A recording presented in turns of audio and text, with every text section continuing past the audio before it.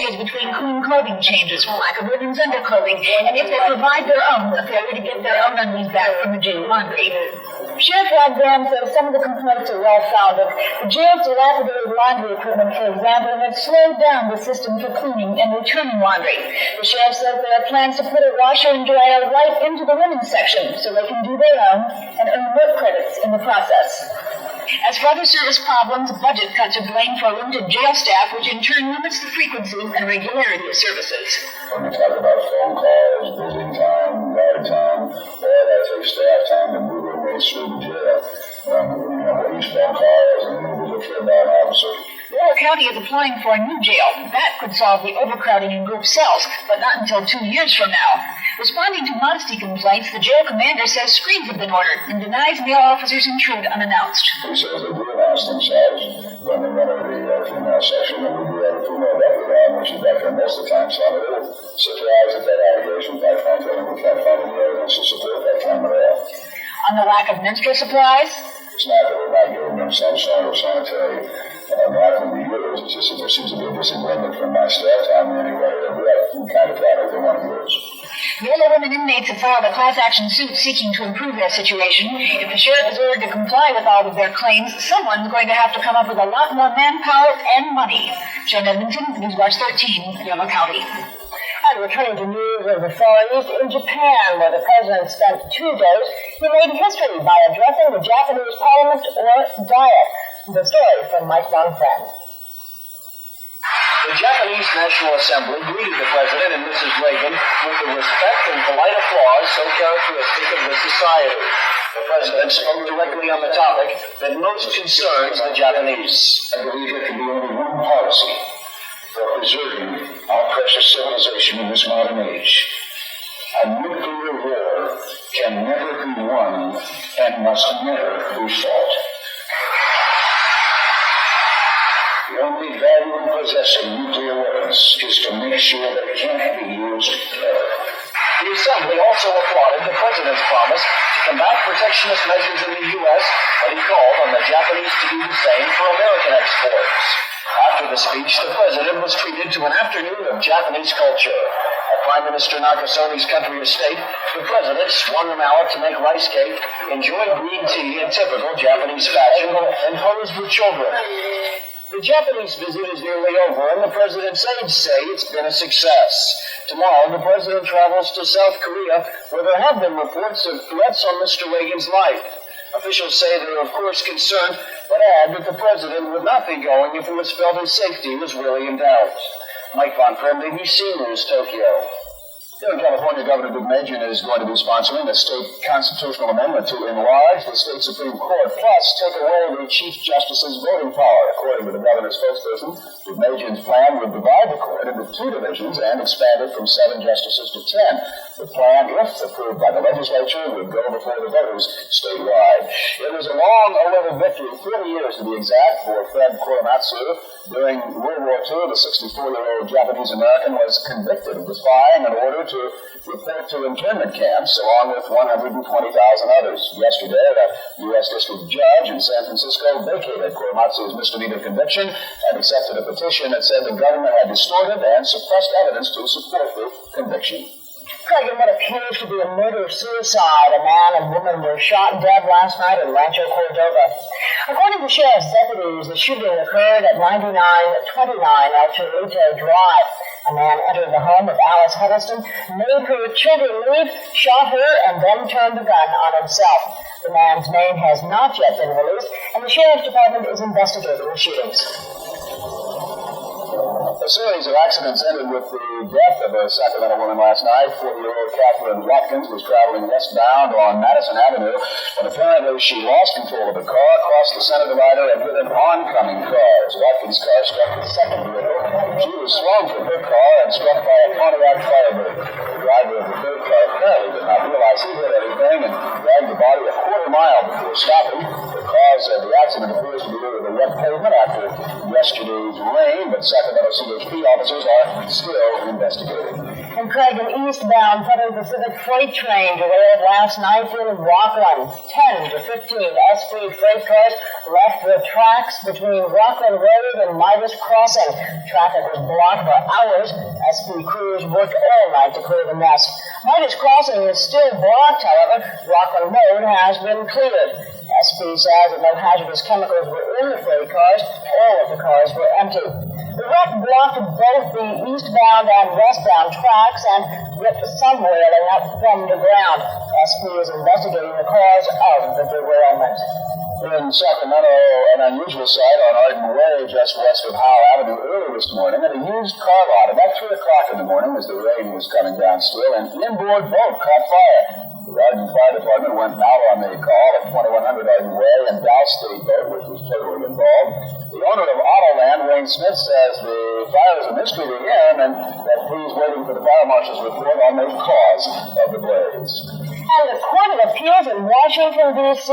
has temporarily stayed the Nuclear Regulatory Commission's order that would have allowed fuel to be loaded at the Diablo Canyon Nuclear Power Plant. A lawyer who represents a San Luis Obispo group called the Mothers for Peace says that the stay is effective for an indeterminate period of time, a few days to a week. Opponents for the $4 billion power plant say it has not been proven that Diablo Canyon was built safely according to its design. Public hearings on the safety and design have been scheduled this month by the Atomic Safety and Licensing Board in Avila Beach, near the plant. And when Live at Noon continues, Joey Wallace tells us to keep our umbrellas handy. And we'll have the latest trial information for you on Tuesday.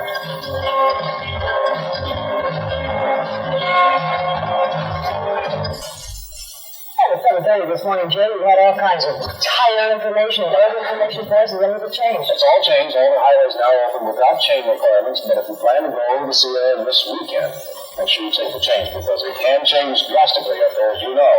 And there's another frontal system moving in, which means there's a good chance of some showers in the valley by tomorrow, also more snow in the Sierra. Now, as far as the current conditions today, temperatures are much warmer than they were yesterday at this time. Most of the readings now reached into the mid-60s. In Sacramento at the present hour, it's 65, Stockton 65, Modesto at 63. The barometer is rising, 29.97, humidity at 58%. The winds will come. Indications like this, it looks like it's going to be good weather, but I'm going to show you something in just a minute on our cover satellite picture that is not. And now, as far as the weather systems, the cold front that moved through our area is now in Southern California on up into the northwest. Now there's a weak frontal system running down through Mexico, causing some clouds and some snow activity. A lot of fog and cloud cover in the Midwest for today. Now, as far as the West Coast, look at this. This is the frontal system that will be reaching the coast by tonight. So San Francisco tonight shall get some precipitation. And the other frontal system that went through yesterday really broke up. And it's still causing some shower activity in the southern part of our state, but no major precipitation going on right now in California. Now, the weather for the nation, the low pressure over northern Pennsylvania, the cold front reaching down into Florida, is going to produce quite a bit of precipitation today, particularly along the Atlantic seaboard, and higher elevation also in the colder area, in the New England states and the Great Lakes area. Some snow falling, about 6 to 5 inches, 5 to 6 inches of snow, is falling in portions of Michigan and Wisconsin for today. Sunshine in the Midwest. The first front that we talked about yesterday, that moved through yesterday, is now moving into Nevada and Utah, causing some more showers and some snow in the higher elevations. For California today, still some showers in the southern half of the state. Then the other front is off the coast. They'll be here by tonight. We can expect some precipitation with that. And there's scattered showers throughout tomorrow, ending sometime Sunday. 61 in Red Bluff, 61 also in Los Angeles, and 63 degrees in San Francisco at noon. The normal high on this day is 66. We'll be real close to that today. The record was 78 in 1926. Now, here are the forecasts. Forecast for San Francisco calls for clear to partly cloudy skies today. The rain likely by tomorrow morning. San Francisco's high near 65. The outlook for the Sierra Nevada calls for a clearing trend sometime this afternoon. Then returning tomorrow, the rain and the snow. The snow will be above 7,200 feet. One in San Joaquin Valley calls for fair skies this afternoon. Then rain tomorrow, and we can expect to have a high today about 65 degrees. Now look for Sacramento calls for partly cloudy skies. And for a while, a 60% chance of rain. High today about 67. So a good afternoon to get everything done before the rain starts getting hot. Very likely. Yeah. Okay. Thanks, Jared. And briefly, some stories now from around the nation and the world. Technically, much of the federal government is broke today. No cash, no credit. The House and Senate have each approved a continuing resolution which provides money to keep the government going, but the two bills are different, and today they're trying to work out a compromise. In Louisiana, the trial of feminist Jimmy Fote is underway. Fote, a Louisiana barmaid 18 years ago, is accused of picking up an Argentine businessman somewhere in the French Quarter. She and her ex-husband allegedly tried to rob the man and killed him when he resisted. The former husband is serving time in Nevada for manslaughter and robbery. Fote claims that she never knew the Argentinian businessman and charges that her ex-husband has confessed to 2 other murders. The Department of Transportation is allowing, but not recommending, a new type of windshield on cars. In the old days, windshields were plate glass, which often shattered in crashes and caused severe injuries to auto drivers and passengers. Since 1968, all cars have had a sheet of plastic sandwiched between 2 layers of glass. Still, severe injuries result from the crashes. The new glass allows an extra layer of plastic on the inside of the windshield. Tests have shown it can virtually prevent injuries and crashes up to 65 miles per hour. And that certainly sounds like good news. We'll be returning live in a minute, and when we do, we'll have today's edition of the Citizen Bite. Our guest is John Dallian, says Days of Our Lives. Stay tuned.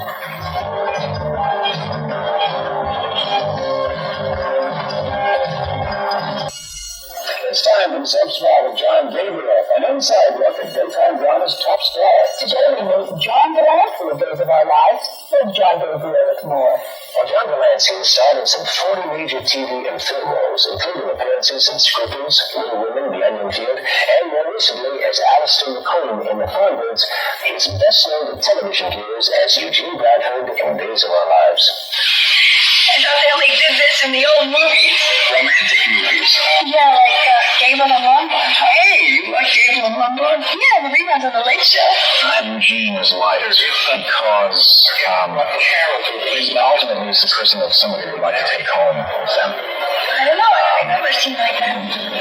That's, I think, probably the answer. I mean, he's kind of a multi-level character, and if you don't like him because he's, or if you like him because he's sexy, that's great. And if you like him because he's a friend, that's great. He appeals to appeal to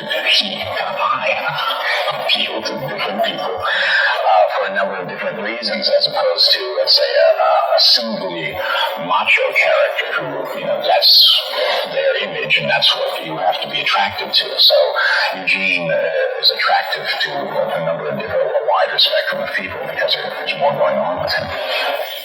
John, by the way, is a graduate of the Juilliard School and studied acting under John Houseman. In our next episode with John Delancey, we'll find out why he loves Days of Our Lives and we'll meet his fiancée, Marnie Musselman. I'm John Gabriel.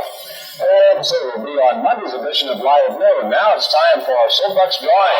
And our call today is worth $50. So if you would set your card in, it's in this bin, and we're going to draw one name out. We're calling the person, and later on, you ask any questions. So we have the card. We'll be back to do that in just a moment. Now it's time for Tell with People Who News. Thank you, Jay.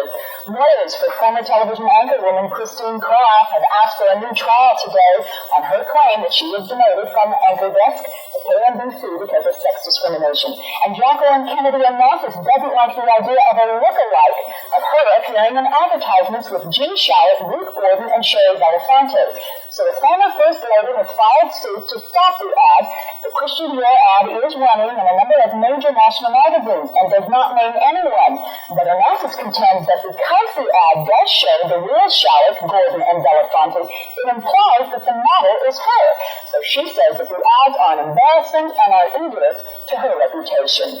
Today's birthdays. Comedian Jonathan Winters is 58 years old today. Actress Jane Alexander is 44, and actor Philip McKeon is 19. What show is Philip McKeon on? I got him stuck. You got it, too, Philip. He's on. He's on Alex. I would know. You guys interviewed him? No. Years past. He's a nice young man. He was also a star, too, but that's not important. Okay. Well, we'll expect a report soon. Continuing with Live at Noon, we'll take a look at the winner of last night's big middleweight fight.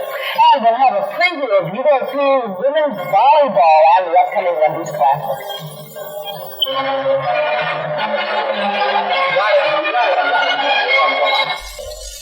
Marvelous Marvin Hagler is still the undisputed middleweight champion of the world. He retained his crown with a unanimous decision over Roberto Duran in Las Vegas last night. But the fight was so close that Hagler needed a strong finish over the last 2 rounds to come up with a win. The story now from Big Shad. They marched to the ring. Roberto Duran first, the underdog, seeking to become the first boxer to win world championships in 4 divisions. Then Marvelous Marvin Hagler, the 7-2 favorite, the champion, seeking his 33rd straight victory. Few experts and few gamblers expected Duran to win, but after 5 rounds, the Panamanian surprisingly was ahead in the judges' scoring. In the 5th round, Duran hurt his right hand, pounding Hagler's head, and the champion, younger, taller, and stronger, then took command.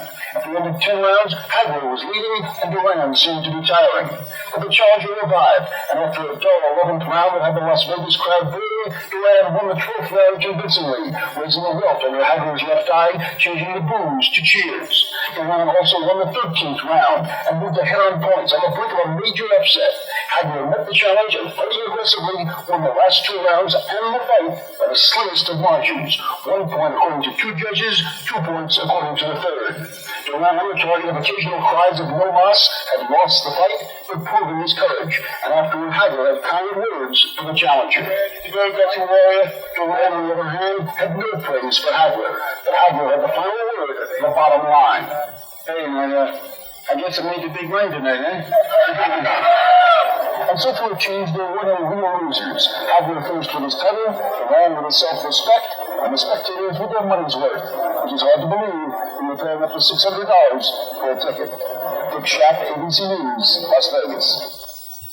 8 years ago, Terry Miscavige came to the University of the Pacific to take over its infant volleyball program. His goal was to build a national power and ultimately to win a national championship. He's half there already, obviously, with the Tigers ranked #1 in the nation. The national title, well, maybe this year. First things first, though, the Wendy's Classic, which the Tigers host every year, is coming up this weekend, and it brings together the top 4 women's teams in the country: UOP, Hawaii, UCLA, and Stanford. Probably a better lineup than the NCAA Final Four. Joining me in the studio right now, Terry Miscavige, the coach of the UOP Tigers, and Therese Boyle, one of the players, a sophomore at Pacific from the Chicago area. All right, Terry, let's start the questioning with you. The Wendy's, could this really be the national championship? Craig, I think it could be the best tournament ever in the history of this country. We've got the number 1, 2, 3, 4 team in the nation here, and possibly in the NCAA tournament at the end of December, the top 4 teams will not be there because of the format. So right now, they may just send 2 teams from the West Coast to the Final Four. Who has the inside track? Well, I would say it's between us and Hawaii. We both are ranked number 1 and 2 all year long, and I think this tournament this weekend will determine who's the best team in the nation. With this kind of competition, though, how do you even survive the opening round? How do you know you're going to be there Saturday night when people are counting on you? Well, it depends on players like Therese. We're confident that we'll beat UCLA. We haven't lost to UCLA since 1979, and I think that it'll be a great match in the semifinals with Hawaii against Stanford and us against UCLA, and it should be a great matchup on Sunday. Hey, Therese, you came to UOP all the way from the Midwest, from Chicago. I know Terry's roots are back there. How was he able to recruit you to come to Pacific? Well, a lot of the top recruits are from Chicago. Besides California, most of the coaches go out to Chicago and recruit out there. And Terry came out and recruited me out of high school, and I came out here and saw 4 or 5 different colleges, and UOP was my top choice. Real quickly now, just have a few seconds, but how do you get yourself up for the kind of competition you're going to be meeting tomorrow on Sunday? Well, we work really hard. I mean, we're just a really close team. We work really hard, and Terry he gets us all going, and we just do it for each other, and we work really hard, and we win, so.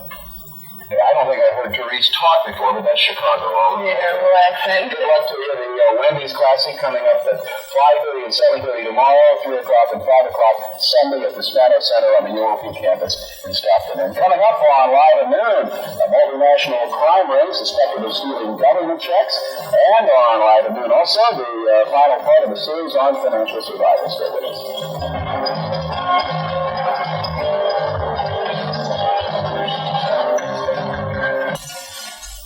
Talking about financial news today, more than 1,500 government benefit checks due retired federal workers in the Bay Area have disappeared. Federal investigators suspect a multinational crime ring is involved.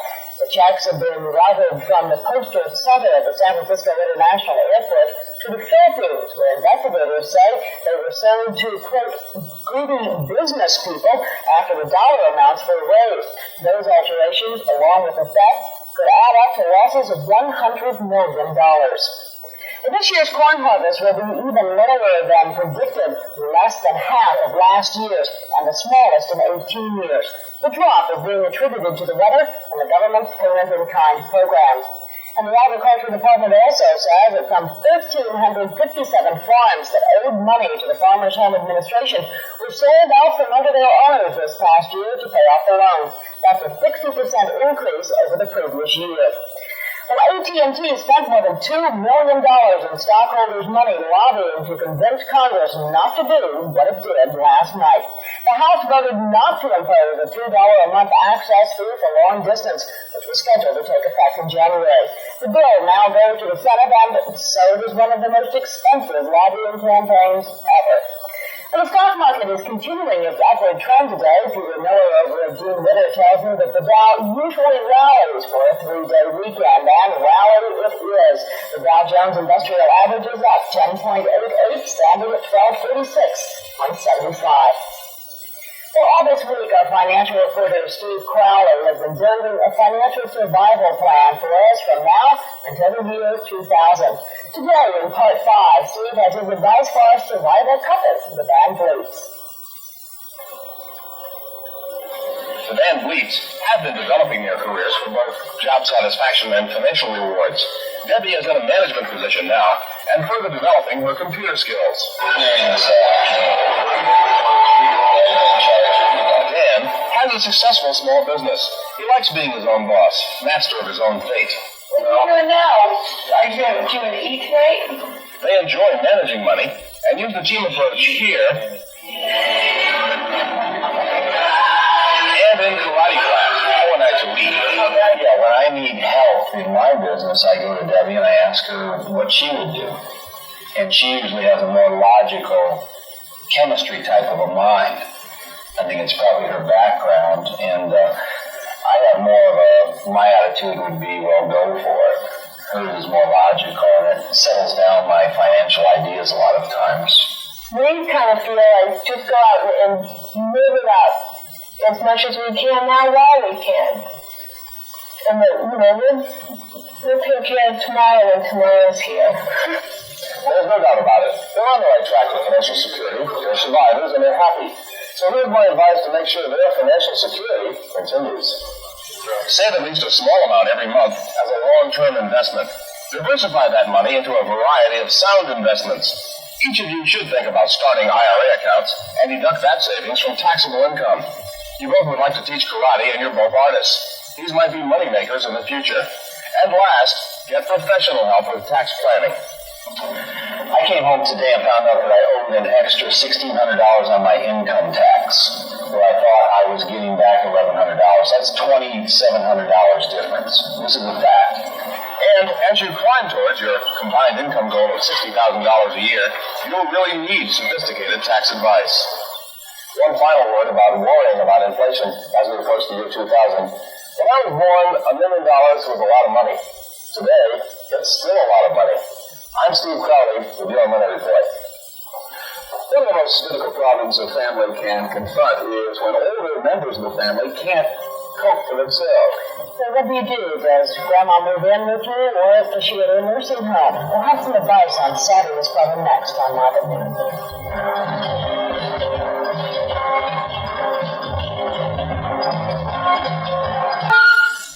We're back now in Live at Noon, and if you have a parent or a relative that has lived past their golden years and they do need some care, the question comes in your mind probably, well, should we put grandmother in a home, or should she come live with us, or what should we do? Well, that's a big problem that I know the families hate to make the decision, but today we're going to talk about it with Dr. Cletus Craig, who works in geriatric medicine, and we're here today. We spend a lot of time talking to people about what to do as they get on in years, and You have patients who talk to you about this a lot. Very often, it's a very difficult problem. It's very hard for people to make changes or to decide what needs to be done to help out an older person. The needs vary so much that it's difficult. All right. Well, we're going to talk about that. Also with us today is our homemaker, Althea Bell. She lives in Sacramento. And Althea, welcome to the show. We're going to have you listen a little bit longer, and then we'll have a couple of questions from you, okay? Okay. All right. The reasons for someone going into a nursing home are what? Very often it's some illness. They've been a stroke, or they've fallen down and sustained some injury, or had some medical problems that required a great deal of medication to be administered, or some type of care needed. That's usually the reason for going to a nursing or convalescent hospital. A lot of them with patients don't want to go, right? Because that looks like they've been turned out the pasture, right? That's right. Very few want to go. Very few. So then how do you convince them that's a good thing for them? Very often they really have no choice. If they're coming from an acute hospital where they've had an operation and then they need some convalescence, for those it's easy to solve the problem. But for those who are living in their own home independently, and the children know that this cannot be continued, and they want to make a change, and that's a very difficult problem. Does it take a lot of soul searching? It certainly does. The day doesn't go by that I don't have people in my office confronting me with this problem what to do. All right, let's go to Althea. She has a certain situation. What is your situation, Althea? Well, recently, my mother just got real ill, and a family member suggested that she should go into a nursing home, and just the thought of mentioning that to her was scared her. And me and her has discussed that I wouldn't want her to go and that she could always live with me no matter what. So lately, she just feels that she's been rejected and she has turned all her kids away from her. And she just doesn't want to be bothered with anyone, or she's trying to hurt us by saying certain things that she really doesn't mean. In other words, she's losing control of her own life, isn't that? That's exactly right. It was the fact that her own decisions may not be the best for her. Now, I understand, Althea, that you would like to let her come and live with you, and you're not all hot on the idea of her moving into a home. Let's have the doctor talk about both those situations, which might be best, without knowing the patient.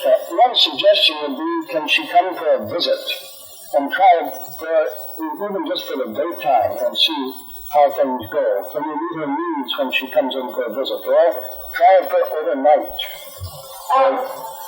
Well, we've always been a very close family, and we spend a lot of time with each other. And just that right now that she feels that since we were so close and I've done so much for her, and we've done so much for each So other. she feels guilty about taking advantage of her body. Yes, yeah. Now, maybe it would be a good idea for Althea to visit one of the nursing homes. What do you think? Well, that'd be an excellent idea. Excellent. And also, it may be that she is thinking too much in terms of a convalescent hospital rather than a residential care level facility.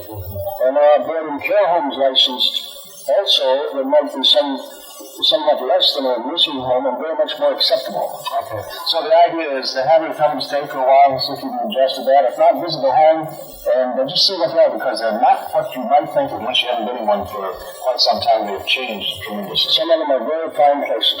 Thank you, Althea. I hope you can that's going to help you. And Althea Bell from Sacramento. Doctor, thank you very much for being with us today. And you can learn more information by contacting these people, and I'll be glad to help you. And on Monday's edition of Live at Noon, psychic Gary Wayne will return, and he'll be taking your calls. And coming up next, our soapbox call. Today's question is worth $50, so stay with us.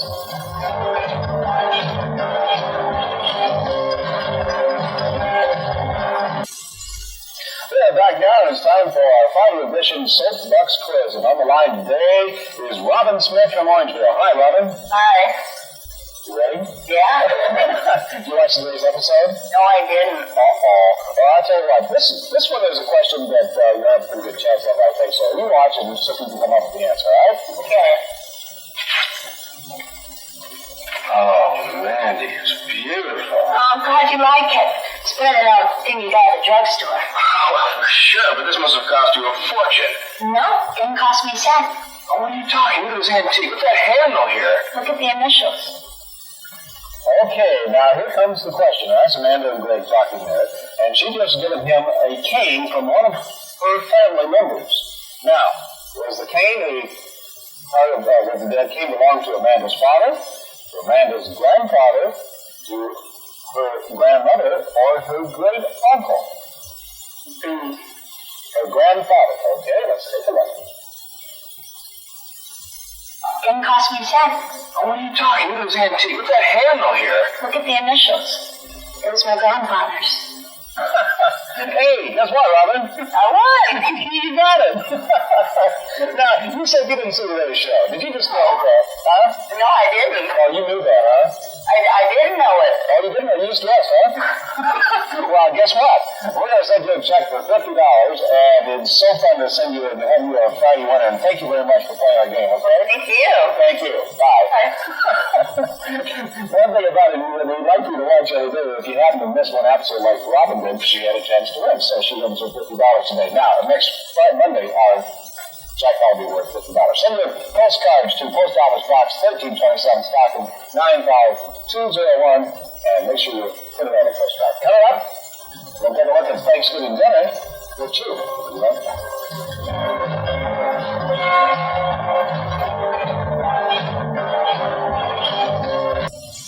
Instead of you wondering what to do this weekend, especially after hearing Jerry's moisture-laden forecast, Gene Siskel tells us about a new movie. It stars Chevy Chase, and its title, Deal of the Century. Deal of the Century is a comedy that tries to be funny and make a serious point about the business of selling weapons in the world, particularly in America. And like a lot of films that try to do two things, Deal of the Century accomplishes neither. Chevy Chase stars as a hustler in Latin America, selling any kind of weapons. Possibly out like this, it's very light, no problem. Besides through here. See that there? You should be able to read the serial numbers out much of a problem. Yeah, look. Not a move. Down there.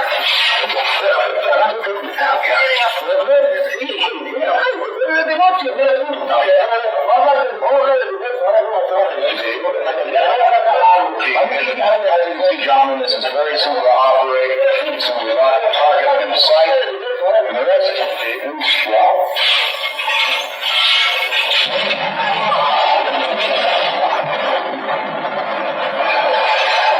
Easy. I bet you knew that was coming. Chase gets his chance after that to make a multi-million-dollar deal of the century when a big weapon time salesman dies in his hotel, and Chase is the only one who can make a sale for the American manufacturer. Unfortunately, Chevy Chase's comedy scenes contain few laughs, and the film's serious point that weapon salesmen have more business sense than ethics is almost too obvious to bother stating.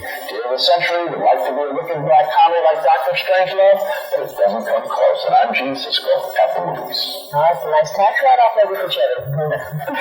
This next claim sounds a bit broad, but here's what it says. We all know how to cook Thanksgiving Day dinner. That's a bit broad. But how about a barbecue grill? Tonight's guest is going to show us out. That's true. Most of us know how to cook our Thanksgiving Day dinner in an oven. Here's a unique idea. Cook dinner for two on a grill. Mike Kozak, who is a sales representative of River Grill and not a chef. So you're going to prove to us anybody can do it, right? That's right. If you're the worst cook in the world, this Weber can make you look real good. I've done this many times. All right. You want to show where you cooking? This is not right. No, this is a shrunk. Hold on. This is a Danish corn hen right here. And what we have is a marinated Danish corn hen. What we've done is wrap some bacon around it, and hopefully that will marinate it all by itself. And give it some flavor. Exactly. Right. And what we're going to do, we're just going to place that right on top. And you only put one piece of that bacon in there? that's all you really need. What does that do? Add flavor? That just keeps it self-basted. Self-basted. Okay. That's right. We haven't put coals. What are those things in there? Okay, now this unit right here is a gas unit that works with lava rock. Yeah, there is no charcoal whatsoever. So basically, you can use this for tailgate parties and for picnics, for beaches, whatever. It's very, very convenient. Yes, can you bring it inside the house? Oh, most definitely. Can you really just cook it inside? What we do want you to do is just stay away from your stove and your oven and cook your entire meal right inside the barbecue. Now, not only do we have the hens right there, but what we've got are stuffed tomatoes. And what we're going to be doing is putting broccoli and cheese sauce inside these tomatoes. Oh, definitely, that's good. All right, did you put the lid on this thing for a while? Oh, okay, we will after you put it in all the goodies. That's right. You cook like I do. That's good. A little sloppy, but That's okay. It tastes good. Yeah. So you can stuff these tomatoes. Most definitely. This is just something that I picked out today. Now, the hens will take about how long? The hens take about 1 hour to cook. All right, you will put the tomatoes about 25 minutes. 25 minutes. Now we're going to wrap up some potatoes, too. We're going to add potato. Well, we're going to try here. We're going to cover these with oil. No, you don't have to do that. You can just wrap them in the foil and stick them right on top of the grill. All right, you want to stick these on with the hen. Right, it will take about an hour. That's good. Now, we have a special treat for our viewers. Any viewer who writes in for the recipe, we have a little booklet that will send you how to cook this grill. If you send that to the Go Anywhere Grill, live at noon, 225 East Minor Avenue, Stockton 95202. Mike says that we're going to make a drawing, and then one of our lucky viewers who send in a self-addressed envelope for the recipe may be the winner of the grill. So, we want to do that tomorrow. Okay? All right, thank you very much, Mike. You're not a bad cook. I appreciate your time. Thank you. Listen, when we come back, we'll have some more for you. But first, here's a look at what's coming up on Monday's edition of Live at Noon.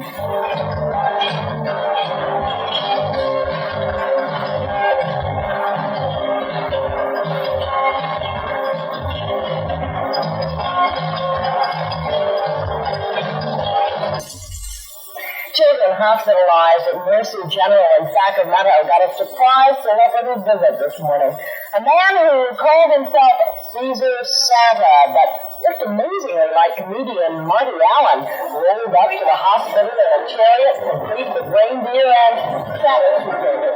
Not only with a traditional hat and boots, but dressed in a Roman toga to distribute early holiday gifts from Caesar's Tahoe to the young patients.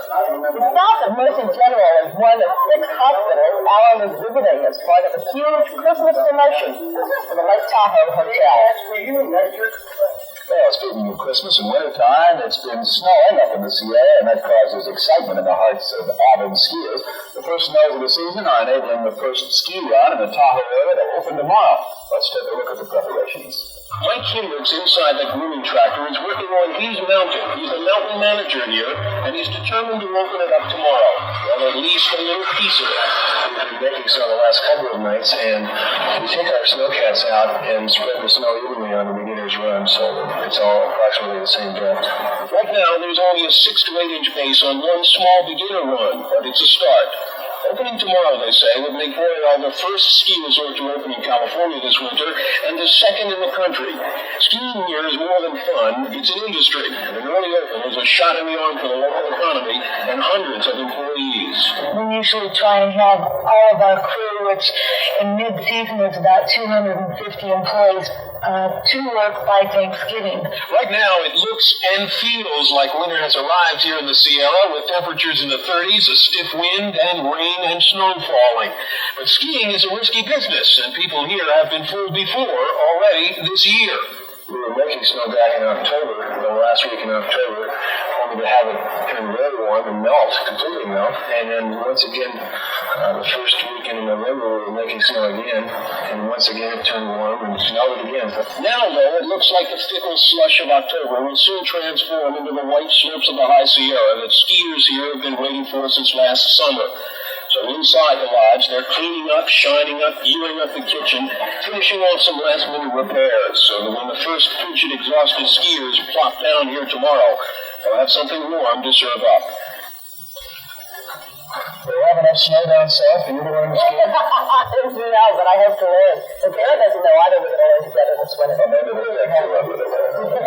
Two of us to stand up anyway. Jerry's got an update for us on the weather. Thank you very much. I thought we'd give you a weekend forecast before we leave. This is national satellite pictures. We'll see mostly fair skies to the Midwest. As far as the West Coast, We're in store for another final session of the weekend, and it should be here late tonight, or possibly by tomorrow morning, and it's extending now off the coast. It's not as strong as the one we had moved through yesterday, so we're not going to worry about it too much, although it will make the weekend wet and cloudy and also cause some snow in the Sierra, but not a whole lot of snow. Check with Caltrans before going over to the Sierra this weekend, because it's important that you carry those change because it's changed any moment. Okay? Okay, thank you. Some of the most important information for the weekend. That's another week of Live at Noon. Be sure to join Susan Blake and Alan Freer at 5 o'clock when they'll report on a baby boy who had a liver transplant at UC Davis in Sacramento. And today is the final episode of DE series Rekindle Hope, when she studies the medical advances that have been made toward saving the lives of burn victims. On Monday's edition of Good Morning California, Gary Wing returns to talk about ESP. That's right, and then at Live at Noon, we'll have an interview with Brian Patrick Clark, who plays Dr. Brett Putman on General Hospital. Handsome guy he is. Another heart attack. That person's no. So we have it running through half an hour. She's roped you into that. My mother told me. They can talk about Steve.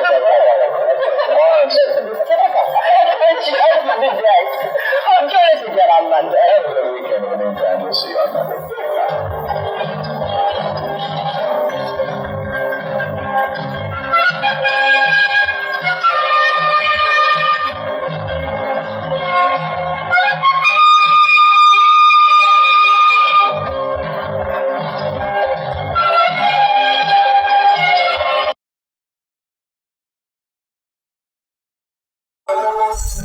Hello, I'm Craig Crossy. And I'm Fran Fawcett.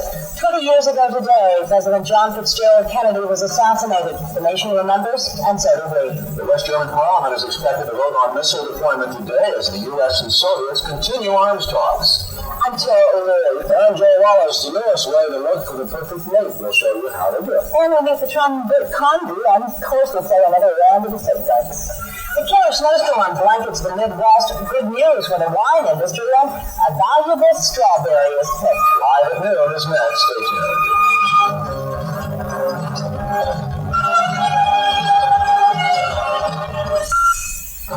From the leader in daytime television, this is Live at Noon with Craig Prosser,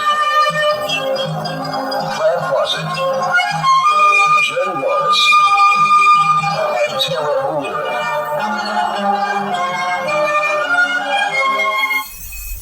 This is the 20th anniversary of the assassination of President John F. Kennedy, that grim day in Dallas that will remain etched forever in the memories of Americans now in their 30s or older. Friends, family, and dignitaries gathered today in Washington in a church where the late president worshiped. President Reagan was among those attending the Mass, where music and hymns rang out.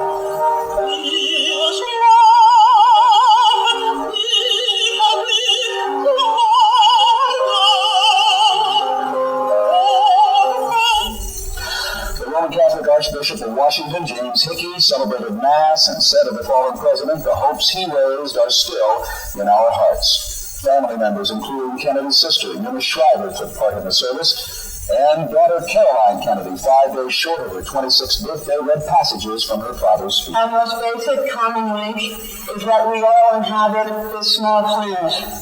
We all breathe the same air. We all cherish our children's future. And we are all mortal. And if we cannot end now our differences, at least we can help make the world safe for diversity, for genuine peace, not merely peace for Americans, but peace for all men and women. Not merely peace in our time, but peace for all time. We pray for the Lord. Earlier, members of the Kennedy family, including Senator Edward Kennedy, made a morning visit to the Kennedy gravesite at Arlington National Cemetery. They also attended a private mass in Hyannisport, Massachusetts, and plan to be back in Washington for a concert at the John F. Kennedy Center for the Performing Arts. And Craig, in Sacramento, there was another memorial mass for the slain president. This one was at the Roman Catholic Cathedral. Newswatch 13's John Iona is standing by with a live report. John? Good morning, Greg and Fran. We are in the Blessed Cathedral of Sacramento. The Mass is just now beginning with Bishop Francis Hinton celebrating. Bishop Hinton remembers John F. Kennedy, and he said this is the least he can do to remember a man was slain 20 years ago. We remember President Kennedy for so many things. We may forget that he was the first elected Roman Catholic president. He really nullified the issue of religion and the presidency by saying that he had deep religious convictions, great political convictions as well, but he would not let the two interweave. He did not expect the Pope to tell him what to do if he were elected in office. Earlier, I talked with Bishop Francis Quinn and asked him how he remembered that day of the assassinations. Terrible 4 days that we experienced 20 years ago. I sat down and jotted a few words to John Jr. And I just came across those words today, and I addressed the son, hoping that he will grow up to be like the father and have the qualities of the father. So that would be my homily today. Bishop Quinn also told me that he thinks Kennedy represented young, youthful hope for America, and that is something we have to try to get back to. We'll have excerpts from this Mass tonight at 5 o'clock.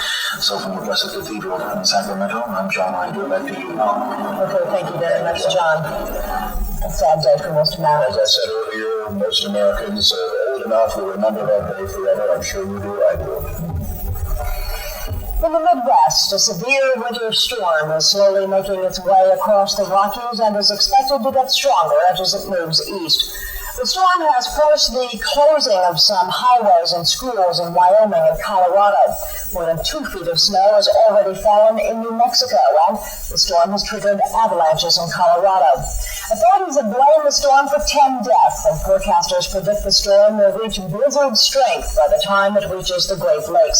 Jerry Wallace will, of course, have more on the weather for us coming up later in this newscast. The State Department of Agriculture will not be using ethanol this spring to fight the Japanese beetle problem in Orangevale. That announcement made at a press conference this morning. Bill Madison has more in this report. When state and county workers began spraying ethanol on residential lawns in Orangevale last summer to fight the Japanese beetle, residents protested loudly about the potential health hazards. That prompted state officials to commission a test of an antidote for the pesticide through UC Davis. Today, the results of that study were announced, and the chemicals atropine and 2,4-dioxane were found to be effective antidotes for test animals if given several times a day during the first 2 days of exposure. But the antidotes were not effective against higher doses of ethanol. So officials have commissioned further testing and called off the use of ethanol in their spring eradication program until those tests are completed.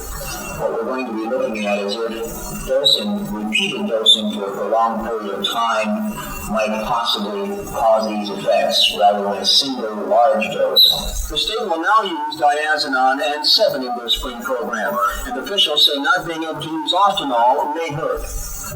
The studies back east tell us that for it to be truly effective with ethanol, you do need a spring and fall application to ground plus the carbaryl treatment. We are hoping that we did get the dose. We do not know and will not know until such time as we start trapping, which will be a year later. The new tests are expected to take at least 4 months. Meanwhile, tests done by the State Fish and Game Department on the 1st of November show that no detectable levels of any chemicals used in last summer's beetle program could be found in area ground and water sources. Bill Madison, Newswatch 13, Sacramento. The Sacramento County Board of Supervisors did its part this morning to clear the way for a temporary shelter to be set up to house some of the area's homeless through next spring. The board approved a transfer of funds for the Volunteers of America to operate a proposed 80-person shelter on a vacant lot at 2700 Front Street. The VOA presently runs a 16-person shelter adjacent to the site on a $30,000 contract with the county. If the project is approved by City Council tonight, the shelter will be shut down and its contract will be incorporated into the deal for the larger shelter and would cost the county an additional $10,000. The city is expected to kick in another $10,000, while the county will have to pay to have it run. Now, the 80-person shelter is expected to receive full approval tonight by the Sacramento City Council and could be in operation by December 1st. This week, 17 years ago, the Vietnam War was going on and inflation was down. Some of us were checking the food ads, looking for bargains for Thanksgiving dinner. Newswatch 13's Elisa White found a 1966 copy of the Sacramento Bee and compared food prices to those of today. Thanksgiving around the corner, many of us are visiting our local supermarket shopping for that traditional feast. Or do you remember your Thanksgiving dinner of 17 years back, or how much it cost? I took a look at a 1966 Sacramento Bee Rayleigh's ad, and the prices were unbelievable. Look at this, a fresh tom turkey, 35 cents a pound. Compared to today, the same fresh bird will cost you 85 cents a pound. However, this year Rayleigh's has a special 29 cents a pound turkey deal. To dress the bird, stuffing, 3 boxes for $1. Now it'll cost $1.05 a box. Cranberry sauce in 1966, 2 cans for 39 cents. Today, $1.10 to accompany your pumpkin pie dessert.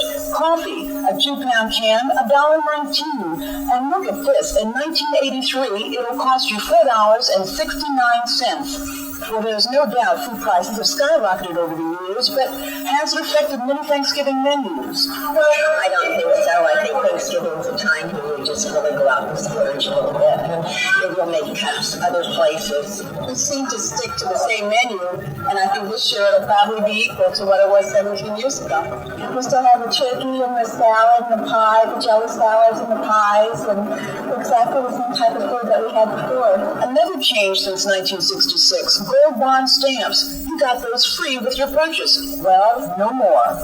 Despite the fact that prices are considerably higher than they were in 1966, these shoppers say they'll still buy what it takes to have that good old traditional Thanksgiving dinner. Elisa White, Newswatch 13, Carmichael. In part 2 of our 5-part series on alternative motherhood, Angela Black got some expert thinking on the whys of single motherhood and asks how a child fills the single mother's needs. But first, a look at a teenage epidemic in America. According to the latest statistics available, 600,000 of those single mothers each year are unwed teenagers. Experts say for many it's a way to get the attention they crave and what they think is a little human being to call their own. My feeling is, when I worked with pregnant girls since 1966, that the majority of them, either consciously or subconsciously, want to be pregnant. If there is something that wants to be pregnant, they want a child for themselves, they want something that's going to love them, and they can love it as they're related. For some of them, it's a case of saying, look, this is what I produced. I can't achieve the others, but I can make a baby.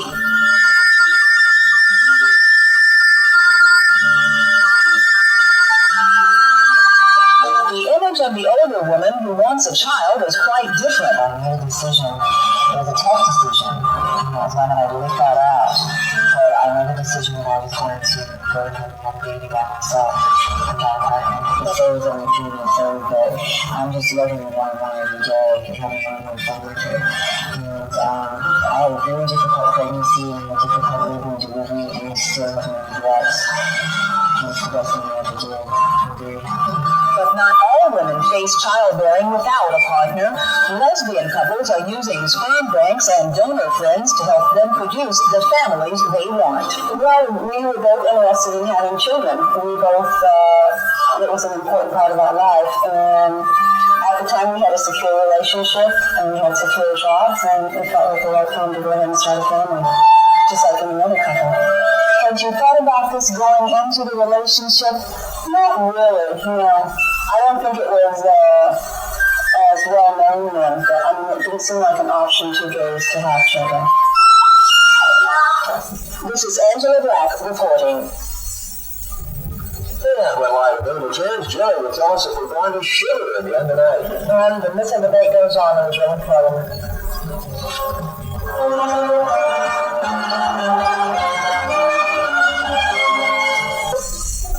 It's cold, and when's it going to stop? Probably May.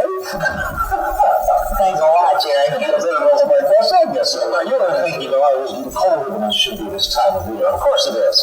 It was 33 this morning in Stockton and in San Francisco. They had a record low, matter of fact, on the 21st. It's going to be cool, and there's a major winter storm moving into the Rockies. The weather situation this hour shows our temperatures mostly in the 40s. It's 46 degrees in Sacramento. It's also 46 degrees in Modesto, and in Stockton it's 43.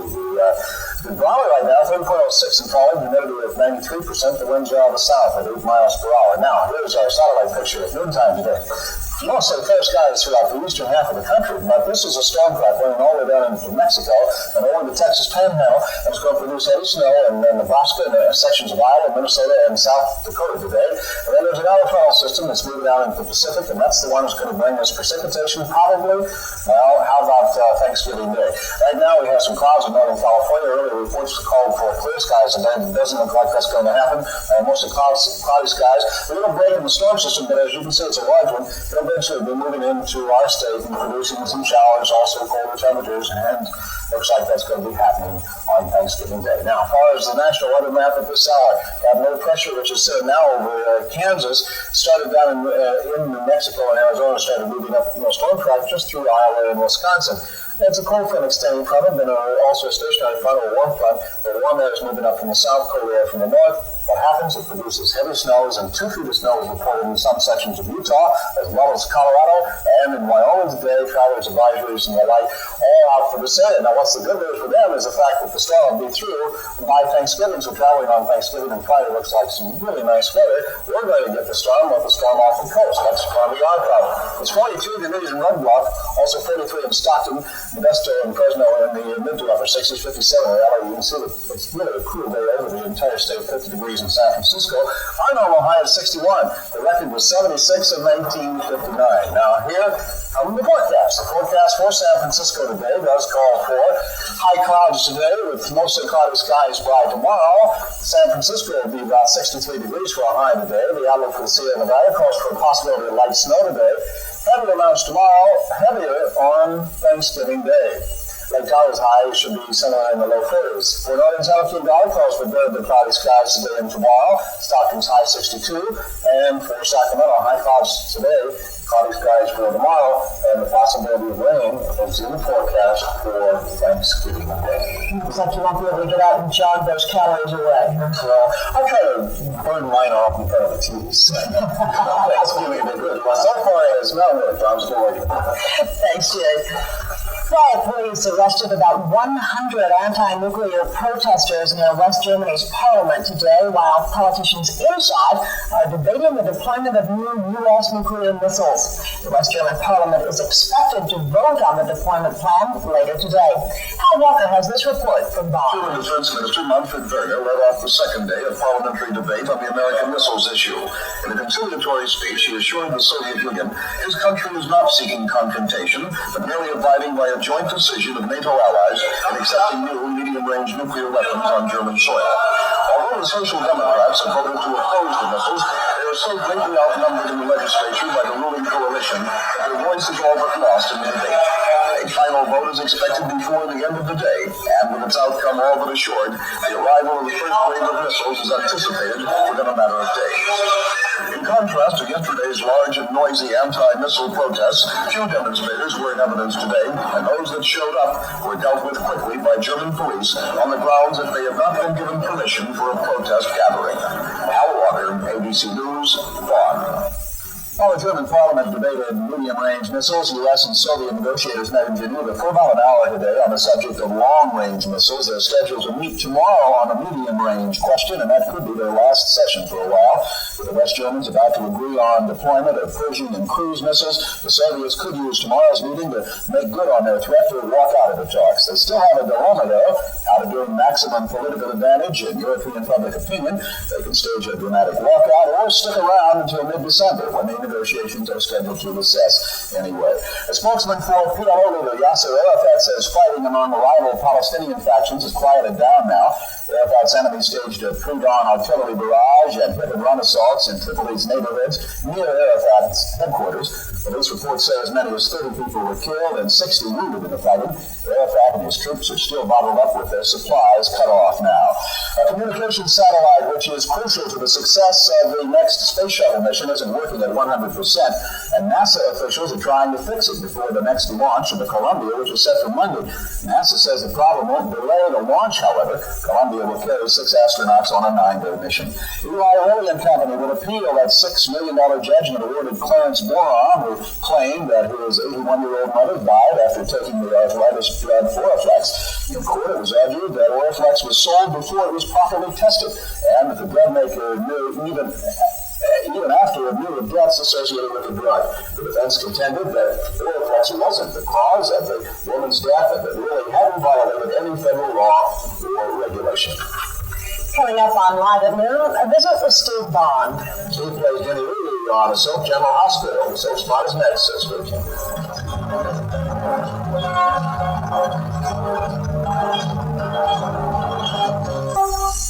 Today we begin a two-part series with one of daytime drama's top stars. He's Steve Bond, who plays the popular Jenny Lee on General Hospital.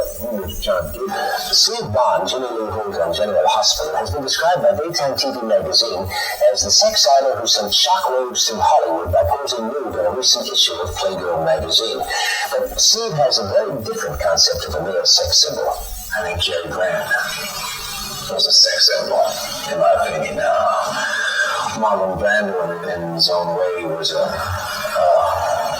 sex symbol. So what are plans for Jason? She had a babysitter. She's really rough on me. Okay, can you just take it easy, all right? I don't want you to worry. Don't worry, please. All right, look, you put these things away. I'll be back in a minute. Where are you going? I'm going up to the main house. I think that Monica and Alan need a little bit of reminding. Nevertheless, Steve did pose for the Playgirl issue and is extremely honest about the reason. I had a certain physicality that was attractive to certain people. And certain things I did years ago I wouldn't do now. I was a different person then. I've grown to be a different person I was then. When I did certain things, it didn't matter. But I did them because I had to survive. In the next episode with Steve Bond, we'll find out about his character of Jenny Lee Holt. We'll also meet Steve's lovely wife, Cindy. I'm John Gabriel. She was pretty sweet. I've met her, so we'll be doing that tomorrow. Now it's time for our soapbox drawing, and today our call is worth $50, plus we have a surprise for you. We'll tell you about when we make our call. So listen, turn the bell and draw out our postcard, and hopefully we will have another winner for today. So we'll pull one card up, here we go, and we'll be calling this person later on. Now it's time for Cooper Little News. This child. Thank you, Jerry. Picture this. A casually dressed woman walked up to a microphone in a restaurant in New Jersey the other night. She introduced herself as Liza Minnelli and asked the audience if she could sing a song for a while. Well, at first the crowd of about 150 thought it was a joke, but when Liza launched into New York, the doubts disappeared and the impromptu concert went on for 2 hours. Actress Cicely Tyson is suing Elizabeth Taylor and others. The Emmy Award-winning actress is trying to recover $625,000 in back wages for appearing in The Corn is Green, a theater group owned by Taylor and producer Zev Buffman, shown here, staged the Broadway play. It closed after a poor showing at the box office. Actress Geraldine Page is 59 years old today. Actor Robert Vaughn is 51. Actor Tom Conti is 42. Greg the Bull Levinsky of the Chicago White Sox is 33. And actress Jamie Lee Curtis is 25 years old today. You know, I've been in places where people go up and start singing, but it's never Liza Minnelli. You know what I mean? They're usually not very good. They're usually not very sober. Yes. Thanks, Jim. Coming up on Live at Noon, the National League's Rookie of the Year is named. And we'll be a great athlete with a special medical problem.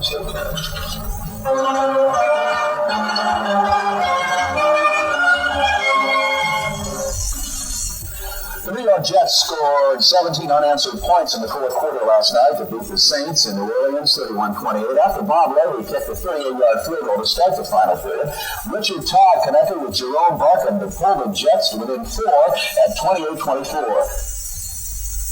Then, with just over 2 minutes left in the game, Kurt Springs, the Jets' punt return specialist, dashed 76 yards for the winning score.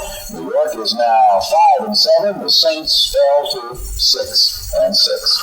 Well, the baseball writers' pick for National League Rookie of the Year is New York Mets outfielder Darryl Strawberry, a 21-year-old Strawberry who started the season in the minors, struggled when he was first called up to the Bigs in early May, but the slender 6'6" left-hander finished strong and ended his rookie season with a .257 batting average, 26 home runs, and 74 RBIs. It was a landslide win for Strawberry, who received 18 of the possible 24 first-place votes. Terry Cummings plays forward for the San Diego Clippers. He's a superb physical specimen and a most talented athlete. But the 22-year-old Cummings suffers from an irregular heartbeat, a problem that almost ended his pro career. Mike Schmidt has this report. The San Diego Clippers' Terry Cummings brought a can't-miss label with him when he stepped into the NBA last year, and he didn't disappoint San Diego fans. He was among the leading scorers in the league and was named Rookie of the Year. But despite the accomplishments, Cummings' future was clouded by a health problem.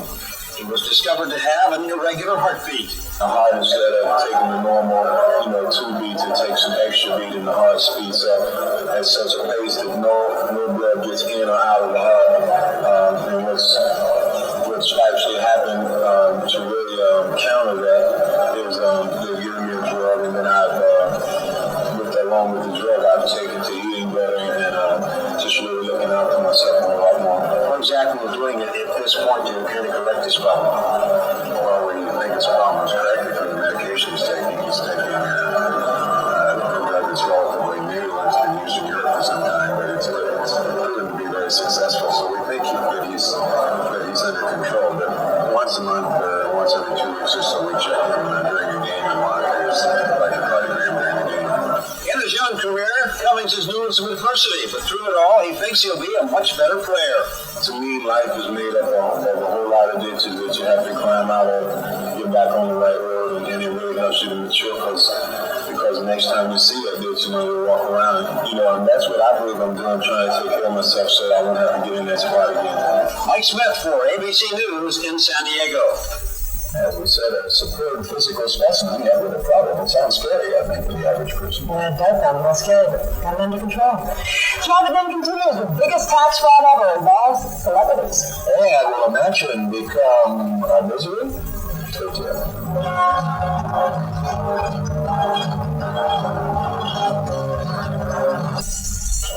A federal grand jury in New York has returned the largest tax fraud indictment in history. It involves Hollywood notables who may end up victims of the fraud scheme. Michael Connor has details in this report.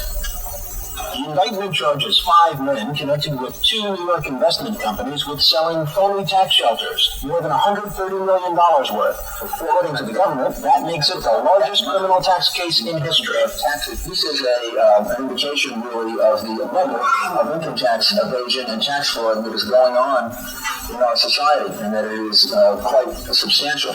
The U.S. Attorney says some well-known people were duped into investing. Among them, TV producer Norman Lear, actor Sidney Poitier, and composer Henry Mancini. Yesterday, an attorney for the companies named in the indictment denied the charges and said the tax shelters were legitimate. The 5 men charged with masterminding this scheme could face big jail sentences if convicted. But those who invested in it, including the Hollywood notables, appear to have been victims. They may now have their tax returns audited and could wind up paying substantial amounts of back taxes to the IRS. Michael Connor, ABC News, New York. California wineries have long been protesting what they call unfair competition from foreign-made wines. California Senator Pete Wilson said this morning that 50 senators, enough to guarantee passage, have joined him in sponsoring legislation to require that American wines be admitted into foreign countries on the same basis as foreign-made wines are permitted into the U.S. Wilson said this morning that foreign wines face little or no restrictions under current U.S. import laws. First, Mark Franich said that he was going to loan the governor the mansion. Then Franich said that he paid so much, $1.5 million for the unused governor's mansion, that he would charge the governor rent, but the price was too high. Then Franich offered the 12,000 square foot dwelling to Reagan for a museum. No nibbles there. Now the Palace Boogies developer says that he'll move into it himself, just as soon as escrow closes on the transaction. Well, yesterday, the New York Stock Exchange rallied up 18 points. Today, that rally is continuing. With an hour left to trade, the Dow Jones Industrial Average is up 5.49, standing at 1274.29. Volume, 96,750,000 shares traded so far.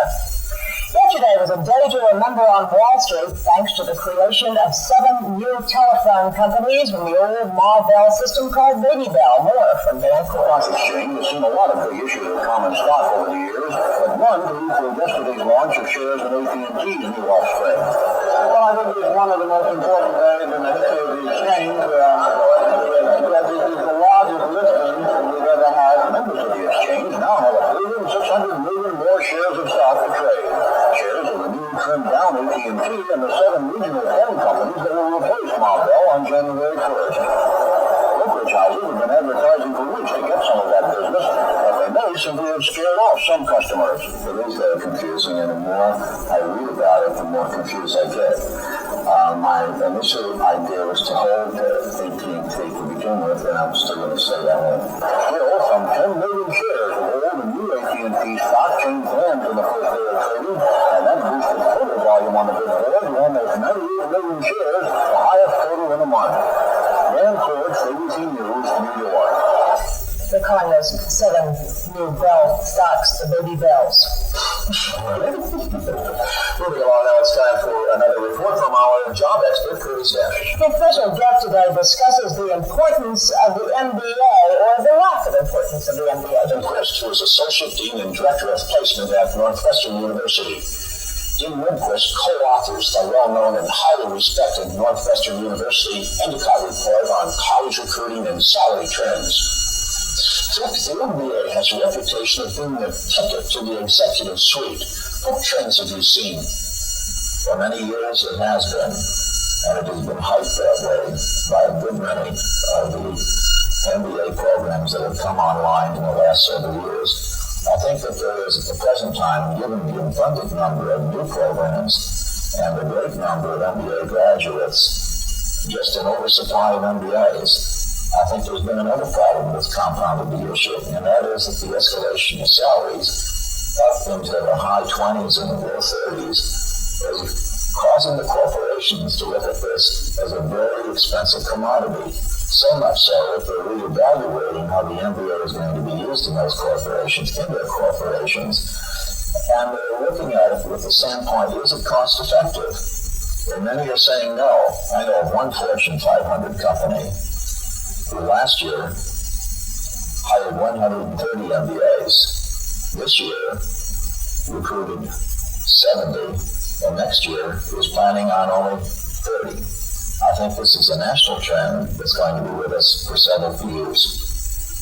I don't know what I should be asking you this, but have you been looking for love? Have you looked into video dating? It's a new trend in finding companionship. Jerry will have a report when we return on Live at Noon.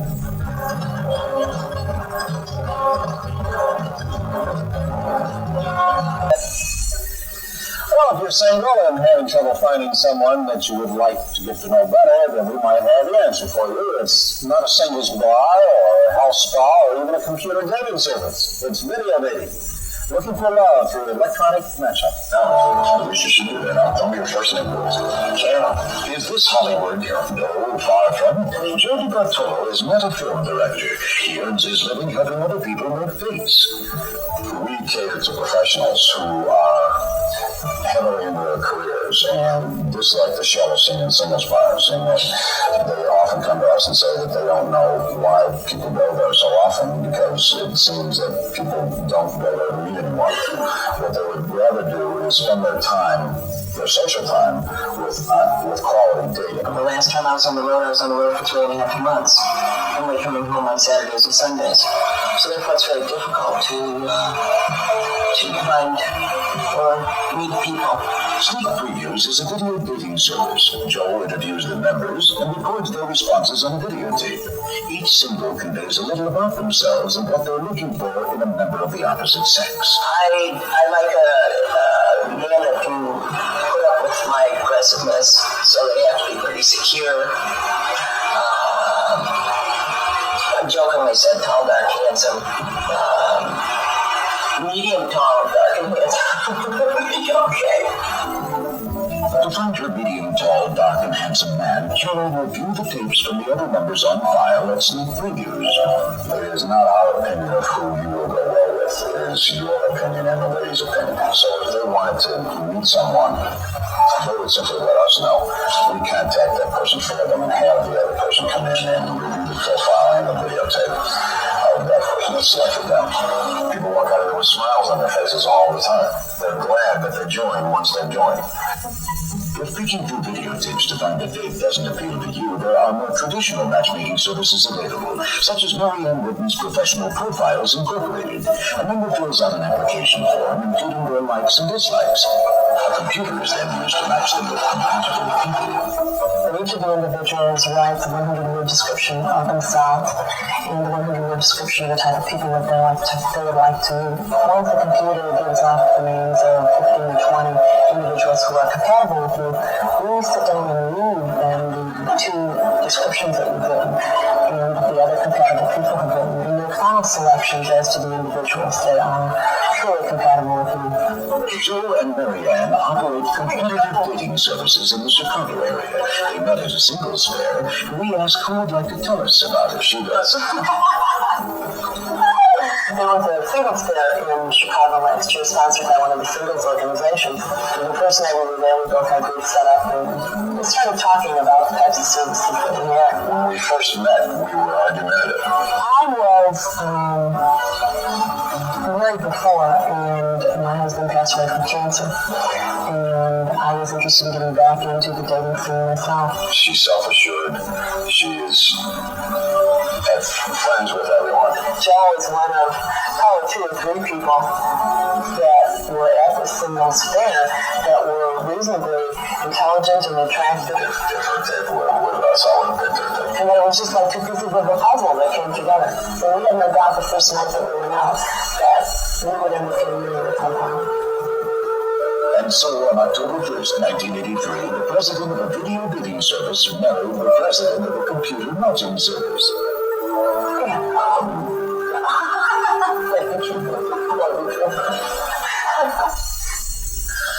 On tomorrow's edition of Live at Noon, we'll talk insurance, and we'll learn there's a new day coming for the insurance industry. And if you're confused on what insurance to buy, then you might want to ask the questions from your home via Live 13. Call us right now, 209-466-5511 or 916-920-1415. Be part of Live at Noon. Call us now.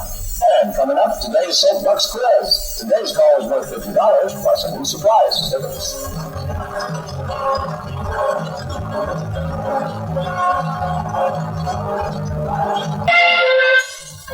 Hello, I'm Fran Fawcett. And I'm Craig Crosser. A bomb threat for a Greyhound bus on its way to Sacramento. Nicaragua's Sandinista government is preparing for war. I'm Tara Ulu. I'm Jay Wallace. We'll talk to Nora Hayden, the author of the best-selling book, How to Satisfy a Woman Every Time. And we'll have an interview with Lincoln Kilpatrick of Matt Houston and the play The Soapbox. We'll look at Jonestown 5 years later, a preview of the 100th game between 2 Ivy League legends, and the coveted premium designation is given to local vineyards. Live at Noon is next. Join us.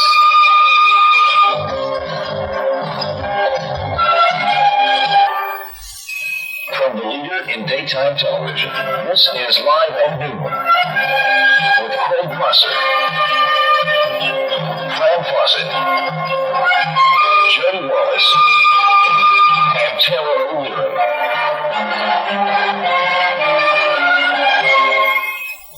Topping our news this noon for the second day now. The buses are rolling at Greyhound. For an update on the situation in Sacramento, Newswatch 13 reporter Don Strickland is standing by. Don, have there been any incidents today? Things generally have been quiet, much quieter than yesterday when there was quite a bit of violence, particularly in San Francisco. However, there was a telephone bomb threat this morning. I talked to the Sacramento district manager for Greyhound, Wes McElroy, about that a short time ago, and here's that conversation. We received a phone call this morning, and that was a little after 8 o'clock this morning, and they said that general information, there was a bomb on the bus. We notified the authorities, checked out all the schedules that we had operating, and found nothing, and all the buses had reached their destination. What was supposedly a bus on its way to San Francisco? Is that what the call is? That's correct. We checked out one so far. There's another one about to arrive as we're speaking now. Another bus is due to arrive in a moment. We'll check that one out here also. Right, everything's being checked. Providing all the security. And we have 3 more buses going to San Francisco today. Will you check them here also? Yes, we'll check everything. We're checking everything constantly anyway. As you heard in that interview, one bus did go to San Francisco. It was checked out. There was no bomb there. Now, a bus has arrived in the Sacramento area from Lake Tahoe to the Rancho Cordova station, and as far as we know, there is no bomb on that bus either. There are 3 other buses on their way from the Reno and Tahoe area to San Francisco the rest of the day, and they, of course, will be checked out. Now, you asked how things were going. Things are pretty quiet. We have Harry Ogg here. He's the co-shop steward for Amalgamated Transit Union Local 1225, and there was a story in the Sacramento Union this morning that Harry and some other people in the union are being sued for $100,000 in damages by Greyhound because they allegedly conspired to obstruct the buses coming and going. What can you add to that, Harry? No, that's exactly the underhanded tactics we expected Greyhound to take. As you can see by our demonstration right here, we've been strictly legal, abiding by the laws, staying inside the law, in which we commend our police department here because they've been hand in hand with us and trying to help it along. I'm not even threatened by the $100,000 lawsuit. I think it stinks, and there's no reason why the man even had to go that far as we're concerned. We've been legal. A few mirrors have been bent here and there, but nothing damaged, just knocked out of proportion. I was going to ask you about that. We haven't seen the kind of violence that was reported from yesterday. Any comment on that? No, we've been able to keep the violence down here. I'm not saying the members here don't want to have any. It's certainly in the air. It's there. And I don't know how long that holds. It's similar to a time bomb situation. As long as I can keep the clock ticking, we got a chance. But when it goes off. What's your feeling about the strike? The buses are rolling again for the second day in a row. There look like quite a few passengers in the terminal here. Are you concerned that as these buses keep rolling, perhaps your strike might lose some of its strength? No, not really. There's always the Greyhound diehards that ride our buses and we ride until we go back to work. These people are probably people that do have to get from one place to another, and Greyhound has enticed them with the half their off deal. And I don't really blame them for trying to ride, but they got to remember they got to keep their life in their hands. So you think you still have a chance to win? Oh yeah. Okay. Thank you very much, Harry. That's pretty much the picture from here at the Greyhound bus station in downtown Sacramento, where we're shooting. This time, we'll turn it back to you. Okay, Don, thanks very much. Go warm up before 5 o'clock. Thanks, Don. The situation in Stockton today was much more peaceful than yesterday. The early morning bus came in and left without incident. There were fewer pickets, but also more police, as Jan Neely reports. The Stockton Greyhound Depot was a lot busier today. More passengers standing in line to buy tickets. But outside there were fewer pickets, only about 30, and no nails in the driveway gutters. Terminal managers said they were doing nail checks every 2 hours. Stockton police had set up a videotape camera to record their performance, they said. The 9:45 bus to Los Angeles, still escorted by a security car, pulled into the depot without incident. A dozen passengers got on, and while the bus was getting ready to pull out, the pickets gathered at the exit. The Stockton police also gathered there. And when the bus pulled out, police stepped in between it and the pickets. There were some catcalls on its way. Strikers later complained to police about what they called a show of force designed to intimidate them. Everybody here now, all of you who have told that if we really want to do it, that's what we've done. We did it last night. 30 cars out here, we have more cars out here, but I see them. I respect your position, but anytime there's potential trouble, we're going to be there. Striking driver Gil Gaston said there were less pickets today because many members of the supporting unions were in Sacramento. A lot of these striking members are tired. Walking the line, went out here and it's cold. I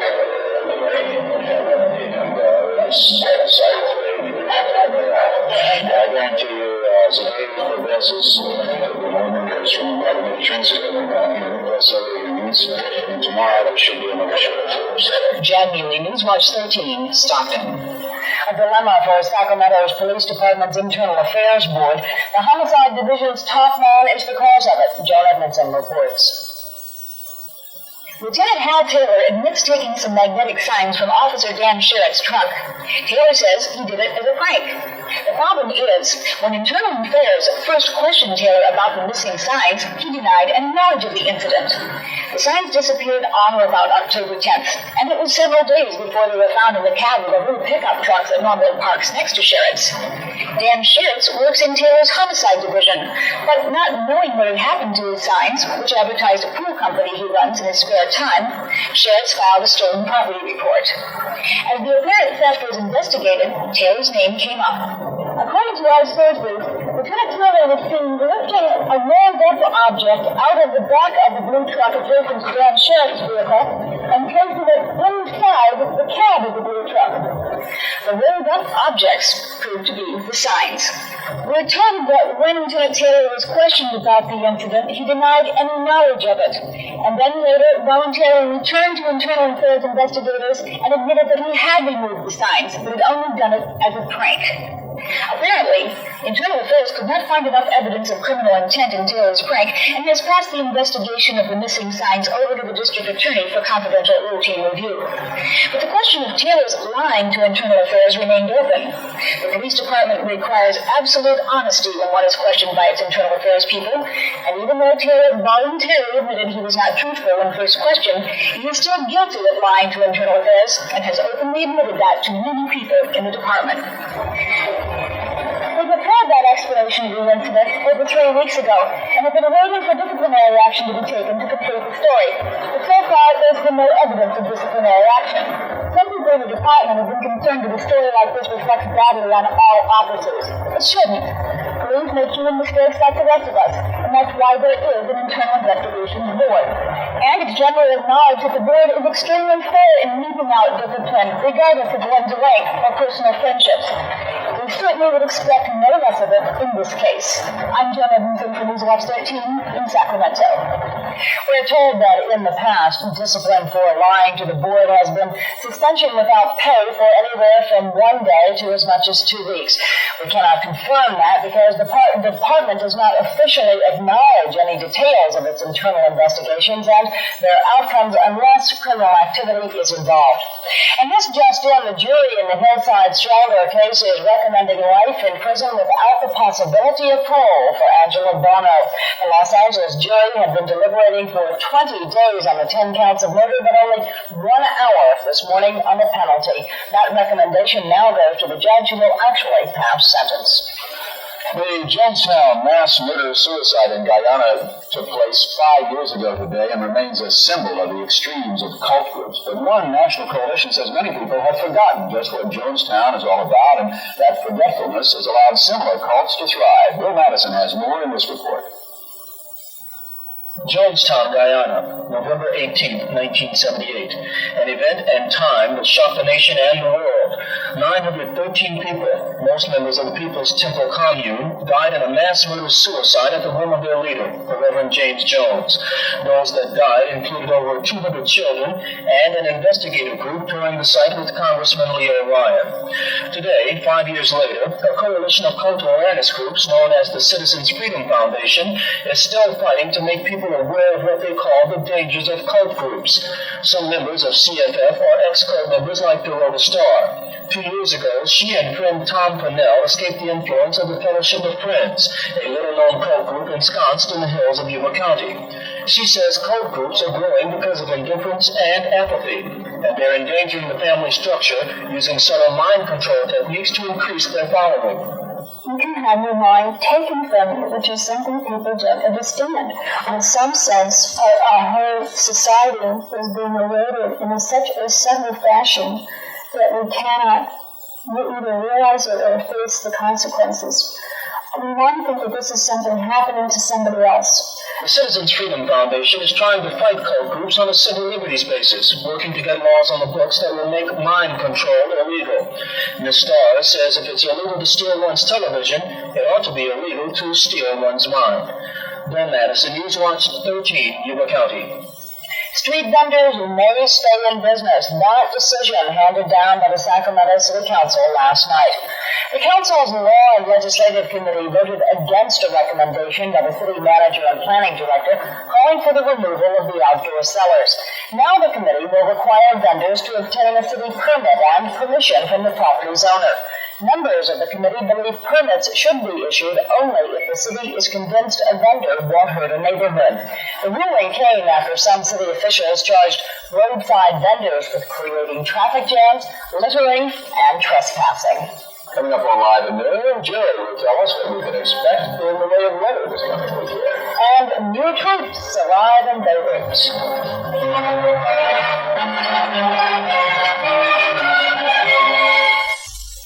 Jerry Wallace says the weekend's going to be better than expected. Weather. No rain at all. Is that the story? I wish I could say that, but well, what we were thinking yesterday was going to rain early Saturday. Right now, it looks like it may not rain at all Saturday, although there'll be some more clouds and possibly a showers on Sunday. So if we can delay that, it'll be Monday before we have rain, so we can have a good weekend. But right now, we're calling for showers late Saturday or early on Sunday.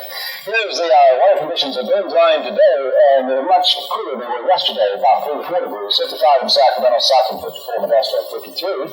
The barometer is steady at 30.20, humidity is 72%, the winds drive the northwest at 10 miles per hour. Our satellite picture for today indicates quite a bit of cloud cover throughout most of the Rocky Mountain states and portions of Kansas, as well as the western sections of Texas. This one is producing some snow. Matter of fact, heavy snow in the forecast for Colorado.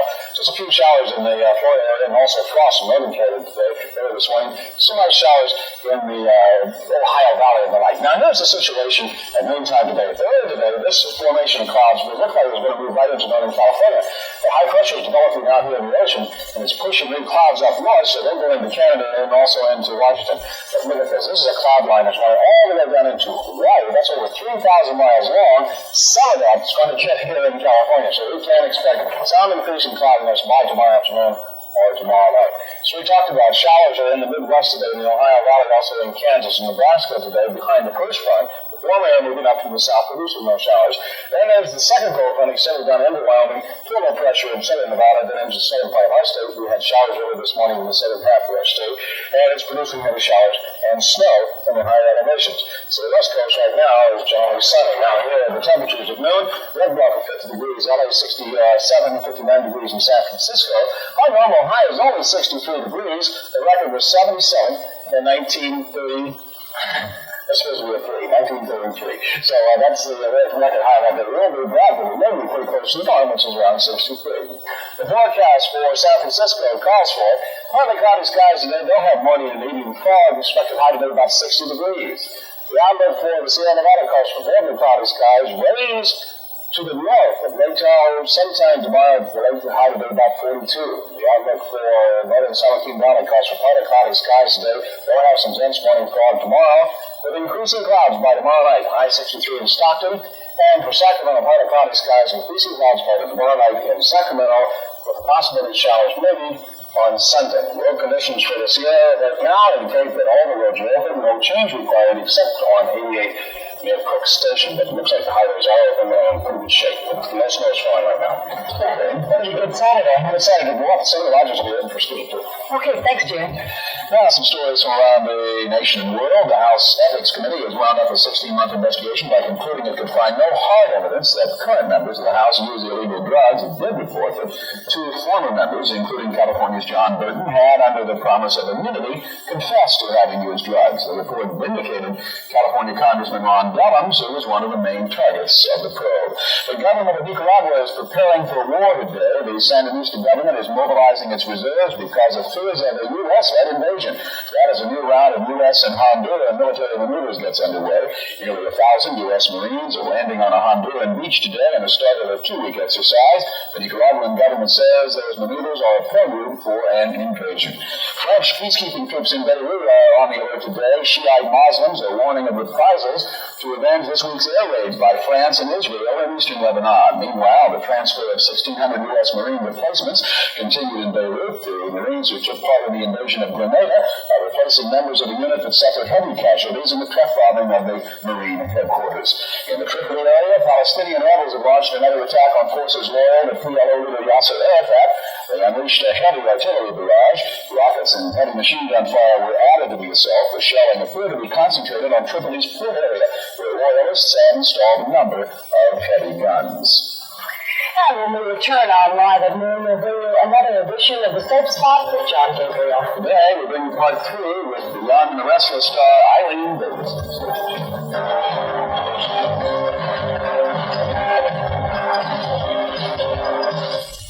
We're back, and now part 3 with Eileen Davidson as the Young and the Restless. According to Johnny Gabriel, her love life off the screen is as hot as her love life on the show.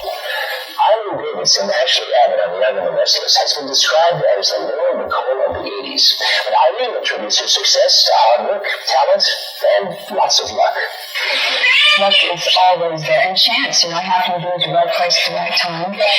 But I am an achiever. I do want to do something, and when I put my mind to it, I stick to it.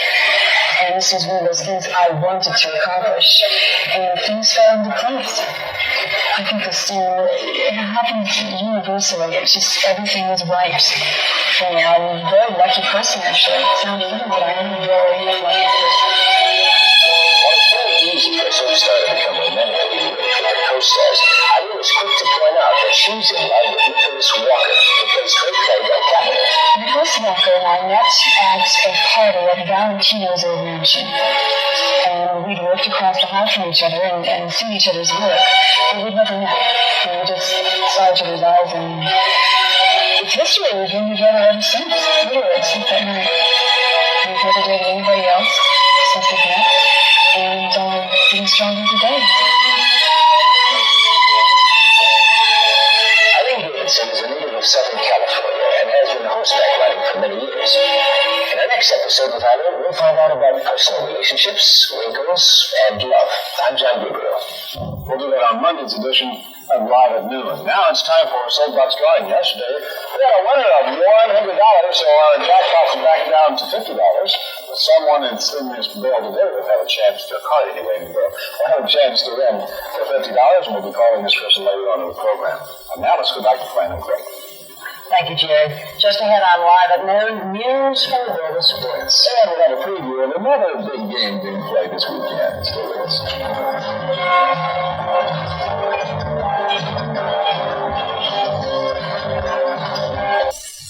A tentative plea bargain is reported to have been worked out in a gambling case. Sacramento boxing promoter Sid Tenner and 5 associates. Attorneys in the highly publicized case say that if 2 more attorneys and the judge approved, 2 defendants would face maximum terms of 6 months in jail, and 4 others, including Tenner, could eventually clear their records of criminal charges. Bookmaking charges were filed against the group last January.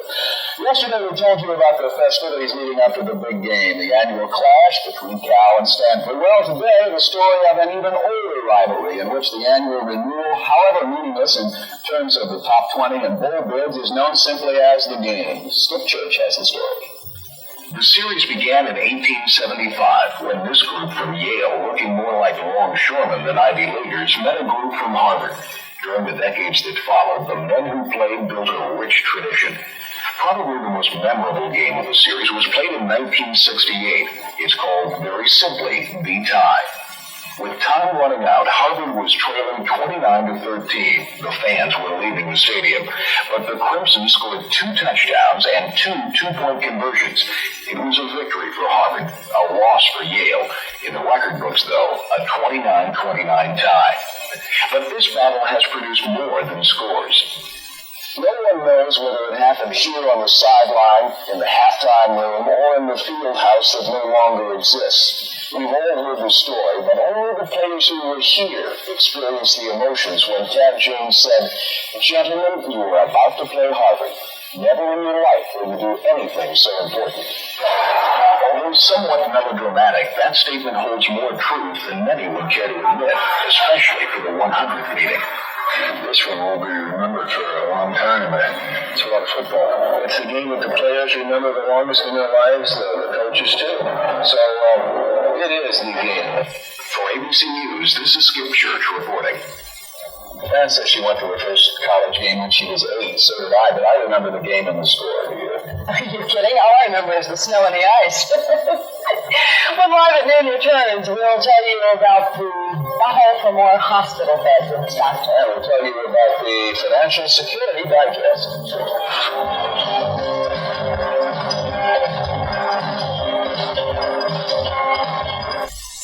A battle is brewing in Stockton over who should get new hospital beds. Through a complicated process governed by state statutes, it's been recommended that there's a need for 105 new beds in the Stockton area.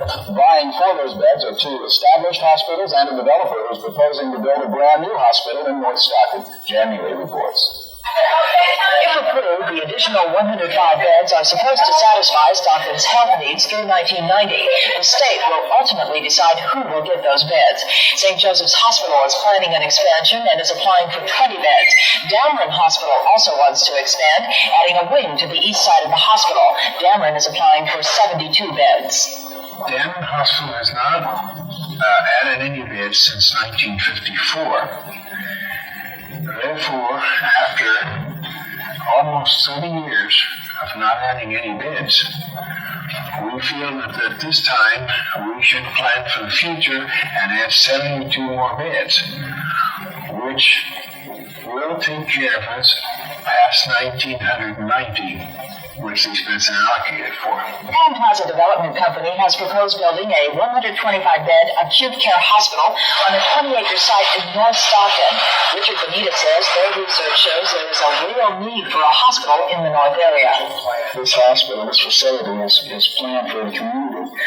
And somehow, if we got the message out that a new healthcare facility was being built, or an attempt at it, a facility that would compete in the marketplace in the future, and that would not cost taxpayers, etc., one single dime. Benitez says they feel a new hospital would create competition and therefore reduce healthcare costs. Arismendi disagrees. He says the established hospitals in Stockton are non-profit and have always worked cooperatively. State health officials say limiting the number of beds keeps patient costs down. The state is expected to authorize the 105 beds after the first of the year. Then the battle will begin over who gets them. As Richard Benitez puts it, the best plan will win. January Newswatch 13, Stockton.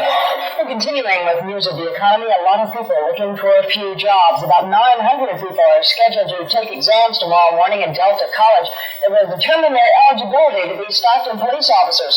The city's personnel office tells me that only 5 will be hired after the first of the year. The rest will go on a waiting list.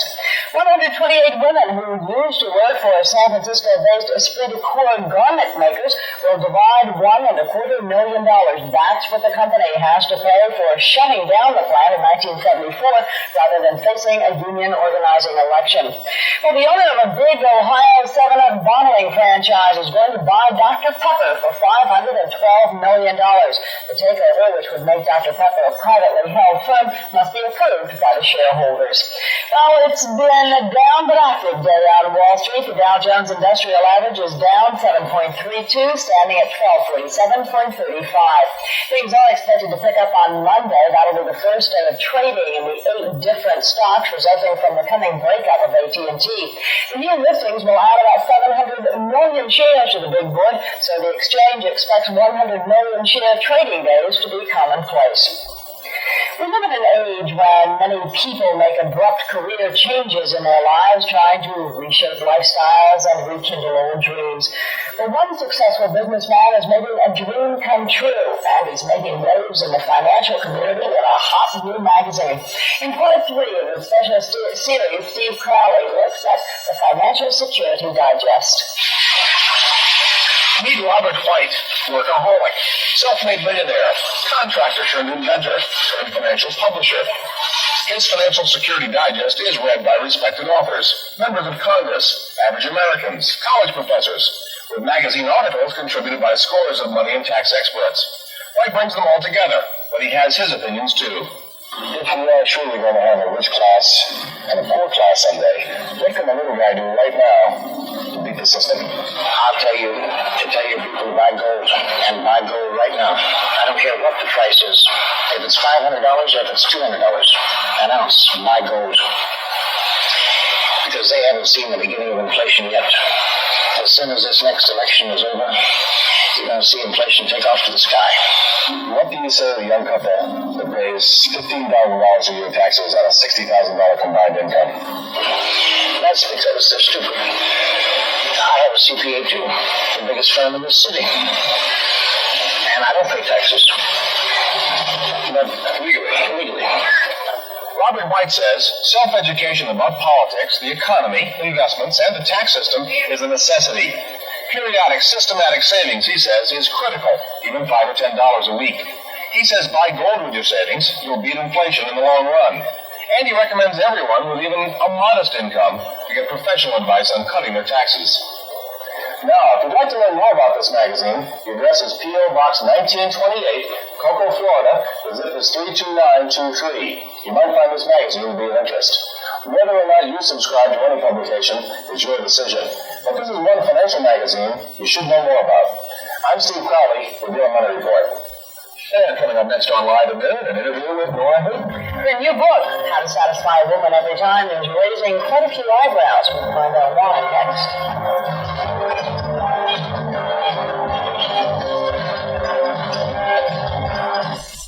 We are back now on Live at Noon, and with us today is Nora Hooten. She has been with us, I guess, a couple of times on other programs on Channel 13. Nora has also been busy traveling the country selling and publishing her new book, which has raised a lot of eyebrows. The name of the book is How to Satisfy a Woman Every Time and Have Her Beg for More. That is the true title, and she says it really works, and she says it's the first and only book that tells you exactly how to do it. And this is talk to men, I guess. So is this ready for men or is it ready for women? Well, it's really for both. It's very important that the wife read the book and the husband read the book. The technique that I've come up with, Jerry, happens to be something the husband will do. It's a physical technique that the husband will use during intercourse that will guarantee, money back guarantee, you will guarantee that every single time that husband makes love to that wife through intercourse, guaranteed she will have the most incredible orgasm, which is the reason God gave us our sex organs, right? Isn't it? To bond us together through pleasure so that neither one, Jerry, will ever cheat on the other. You know, God, you in marriage. You wouldn't have to say email. You wouldn't have to tell these people at home. They're broadened by you. But if everything you say here is absolutely true, now the curious man is I did read parts of this. I didn't read the whole thing? Well, I went to the chapter. You're supposed to read the whole book. You're married. No, I'm not. You're not allowed to read the book. You're not married. Don't even married to me. What I'm saying is, other than that, I want to get part where you actually did that, and you describe how you feel that women should be made love to in order to get complete satisfaction. Absolutely. But it works. Now, how did you come to the fact that these are the things to do in order to satisfy all women? Because I would assume that women have personalities and things. But because this is a physical technique, it's not mental, it's not emotional, this is something physically that the man will do. It happens to be the man's technique because we're talking about intercourse missionary position, which I think, of course, the missionary position is the husband on the top. I think that is the most satisfying, the most normal, natural way of making love once the man learns how to intercourse. Men don't know how to make love, and that's why women get their husbands to use other ways of making love, oral sex, manipulation, different positions, because women have found that men don't know how to make love in intercourse, and they found that they have to fake it.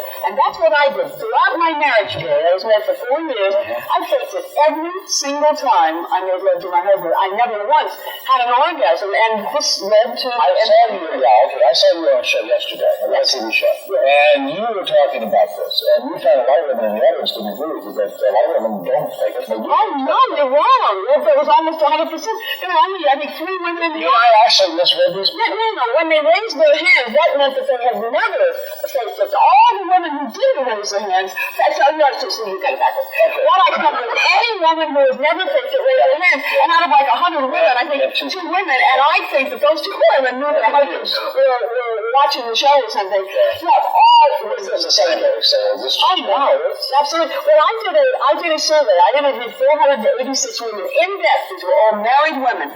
Every woman, without one exception, Jerry, each woman told me that she faked it with her husband either all the time, like I did, or at least some of the time that she made love. All women think, you want to know what? It's so easy. You know, a man thinks it's got to take a lot of time to bring his wife satisfaction, so he will make love for an hour and a half.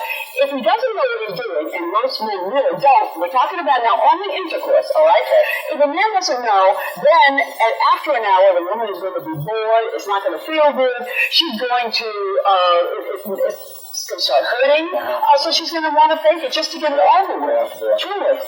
I know something. I think this is the reason so many women are cheating on their husband. Because they're not being satisfied. Absolutely. Why logically would a happily married woman who loves her husband, I mean, let's face it, women get married because they love. And if that man is truly satisfying his wife every single time they make love, what possible reason would she have to look outside of her marriage to fool her on? Isn't that true with men too? I'll tell you why it works. Just by nature of the male anatomy, it's easier for a man to be satisfied, to be aroused and to be satisfied. But just emotionally, if the woman is not satisfied, if she's faking it, if she's bored, that is going to come across to the man. He's not going to know she's faking it, but he's going to miss that incredible deep love, that intimacy that is going to be missing. And if it's boring for her, it's going to come across to him as boring. Some experts say that it's okay for women to fake it. Well, I disagree. Why should a woman give up one of the great joys of life and of marriage? Her husband is having an orgasm every time they make love. Why shouldn't she have the same opportunity? And that's why I wrote the book. I mean, why should I always enjoy reading this, no matter how you feel about it, because they're big enough to spend money. And I understand that you're going to be at the Dolphin Bookstore today on 6100 Fielding Road in Sacramento. I can, sign the book or talk to any people, ask questions, whatever. Noah's fun to talk to. Whatever you believe, Noah's fun to talk to. I love you too. And I wish we had more time. We'll come back to you sometime. But anyway, you can buy the book there. Thank you very much. Thank you, Jerry. It's fine. Thank you. And on Monday's edition of Live and In, we'll have a discussion of Sunday Special on ABC the day after. And you can join us for that. So I hope you'll be watching next Monday. Up next on Live and In, our Soapbox Call. Today is worth $50. Okay, we'll be right back.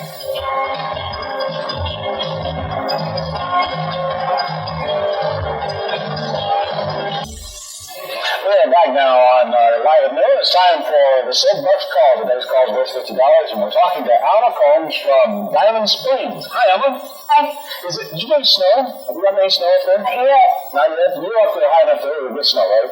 Yes. Yeah, okay. Now, what we're going to do is give you a chance to win $50 today. All you have to do is answer a question about all my children. So let's roll the tape, and we'll take a look, and then we'll stop the tape and ask you a question, okay? Sorry, Amy. You smile. Come on, let's see one of them. I don't feel like smiling. It doesn't feel like my birthday. Well, honey, it is your birthday. Take it from me. 18 years ago this morning at 9:05 a.m., I gave birth to my baby girl. Okay. Olga is talking to her daughter Jenny, and she's talking about how many hours of labor she was in to have Jenny. That's what she's talking about. So, how many hours of pain did Opal have when she gave birth to Jenny? That's her question. Was it 24 hours? Was it B, 36 hours? C, 12 hours? Or D, 18 hours?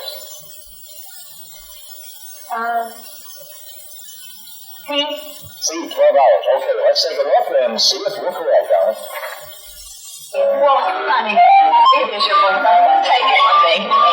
18 years ago this morning at 9:05 a.m., I gave birth to my baby girl after 36 hours of the worst pain I've ever felt in my life. Olga said it was 36 hours, and who's going to argue with Olga, right? Correct. I'm sorry you didn't win, Olga, but I'll tell you what I'll do. We'll put your card back in and you keep watching, okay? We'll just drag you there now again, all right? Okay. Thanks for playing the Soapbox. Bye. Well, all you have to do is send us a postcard with your name, address, and phone number to Soapbox, Post Office Box 1327, Stockton 95301, and you could possibly be the next person we call on the Soapbox. Coming up, we'll meet Lincoln Kilpatrick, that is one of the stars of ABC's Matt Houston. Don't go there, we'll be right back.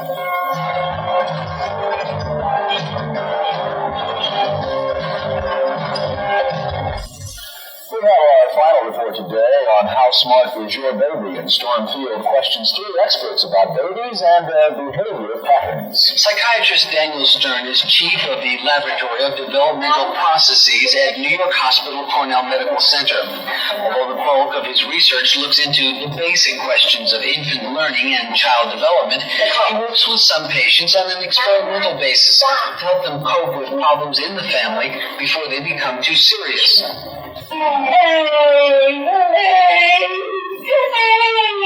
mother says, I'm worried about this, I'll say to her, okay, well, show me it. And we'll take a TV tape of it. And so I have her go into the room and try to recreate the thing that she's worried about. And then she does that. And immediately afterwards, usually, she and I, or whoever else in the family there, will look at it on TV and replay it. And then I'll ask whatever questions occur to me, and she'll ask whatever, or point out the things that she thinks are most troublesome. Joanne and Daniel Gilda's game are new parents. They are delighted with their daughter, Julie, and although they didn't come to Dr. Stern's lab for therapy, they learned something from this demonstration for our camera. What surprised you? I guess the degree to which Daniel is aware of what I do with Julie, and the history, he's sort of taken in the history of it, and how Julie is with me, and me with him. Together, we've made composite repertoires from things that we've seen each other do with her. I'd say more often than not, the mothers leave the experience of watching TV with a much heightened awareness of many things that they do with their babies at many different levels, both just the behavioral level of, oh, I didn't realize I did it that way, to why am I really doing that, to what use mothers put that information is very individual. Some people put it to, I think, very good use, some people pass it on. How helpful is this information for families that choose to use it?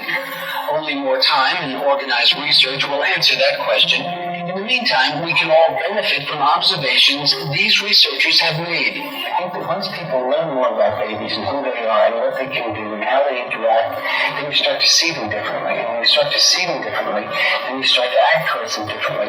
And the long-range effects of this are very hard to predict. I think the generation We've come to believe that it may be more important to make children happier and better adjusted than to make them smarter. I'd like to put in a word for the babies. The babies also kind of know best. They know what's going on in their bodies. They may not understand it, but they respond and they tell you, and they tell the professionals, they tell the parents. And if people can listen enough, it'll work.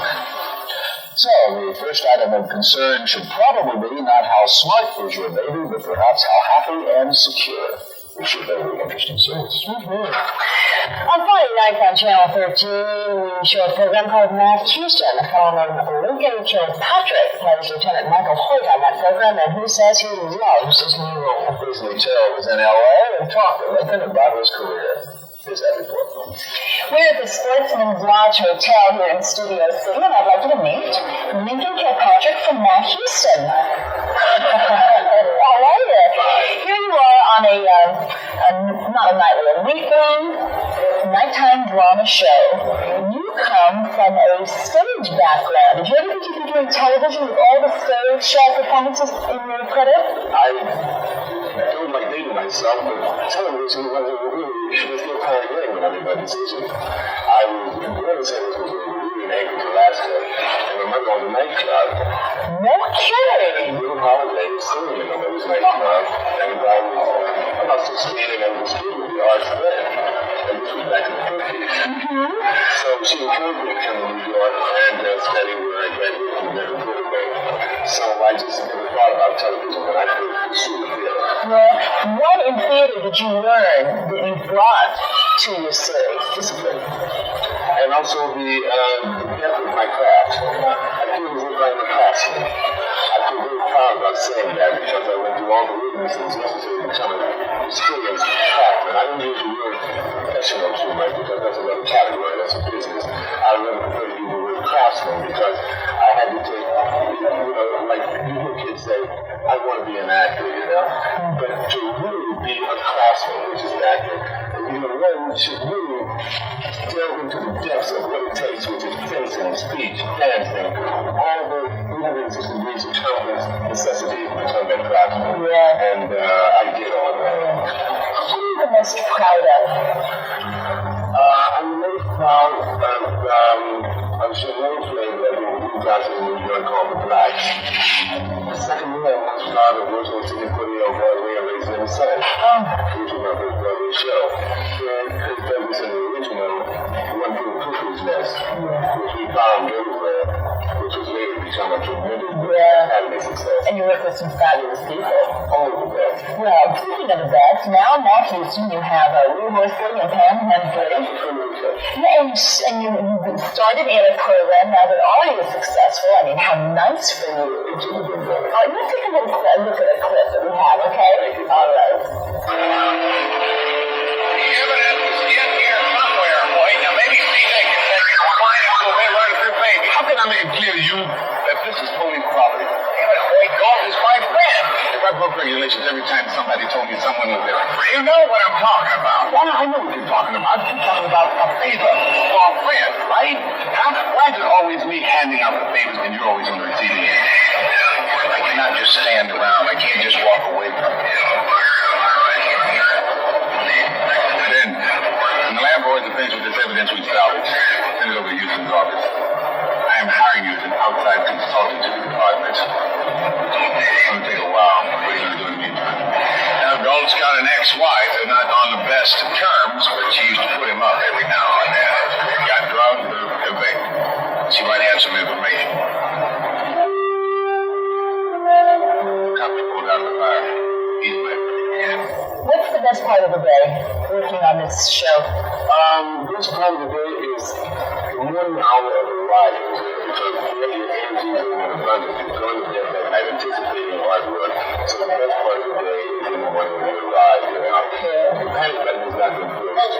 So everybody's messing up and laughing about it. So about 4 o'clock you mess up and everybody starts looking at you. Then about past 30, somebody comes in and pulls the plug. So you know what I'm about. You play Lieutenant Hoyt. How much of Michael is Lincoln Kilpatrick? Not as much as I would like incorporated, but I'm working on that gradually. I'm not a nail biter. I'm not a butt kicker. Hoyt is there's no shades of gray. It's really black and white. He's a real professional cop. Yeah. All cop. You like that? No. I don't think he's like to be all in it. So Lincoln would like to, I would like some of my charm and personality to come through the character. But it's we and the writer and I will. Fantastic. And would you please? Oh, I'm very good because it's a challenge even this way. It's a challenge because he's so removed from me. So it makes it a really challenge. I guess what I'm looking for is an easier job. As it is now, I have to work extra hard to really produce this character. Sure, because it's someone you're not that familiar with. Yeah. Oh, I've seen it. Yeah. I'm familiar with it. Yeah, who do you think it's not? Hardcore jobs, I'm familiar with it. But that's not all it is. Well, we wish you a lot with Matt Houston. Oh, our pleasure. Our pleasure. Go. 10 o'clock on Friday nights in Matt Houston, you can see Lincoln Kilpatrick.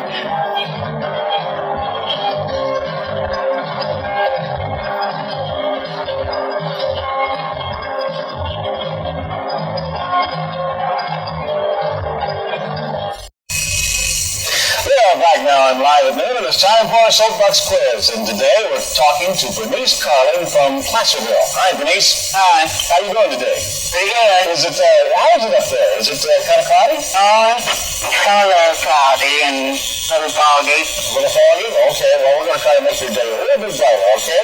I hope so. So we're going to ask you a question from all my children from today's show, and after when we come back, we'll ask you the question. Watch this clip real close. Oh, no, Phoebe, I'm not pregnant. I'm not pregnant. I'm sorry, you must have misunderstood. He's a big believer in positive thinking.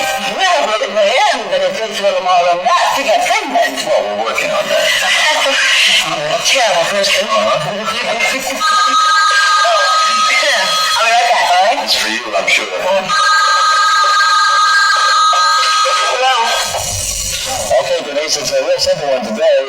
Tom and Phoebe are talking, of course, and then they answer the phone. We want to know who's calling. Is it Chuck, or Chris, or Charles, or Craig? I think it's Craig.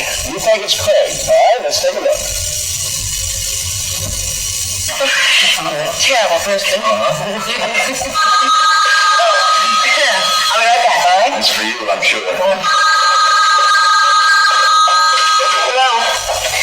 Oh, Craig, yeah.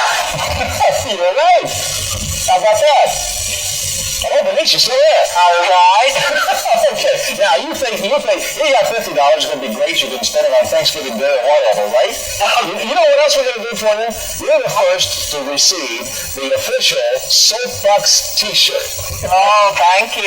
So we're going to send these all the winners as well as all the losers. We're never going to lose them in because you're going to get a T-shirt. So we're going to send you all those too. Okay, Denise? Okay.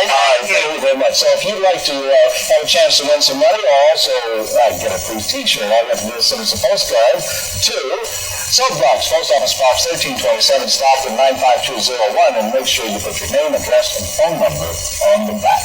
And we'll be returning on Live at Noon. When we come back, Tara brings us an interview with Bert Conley.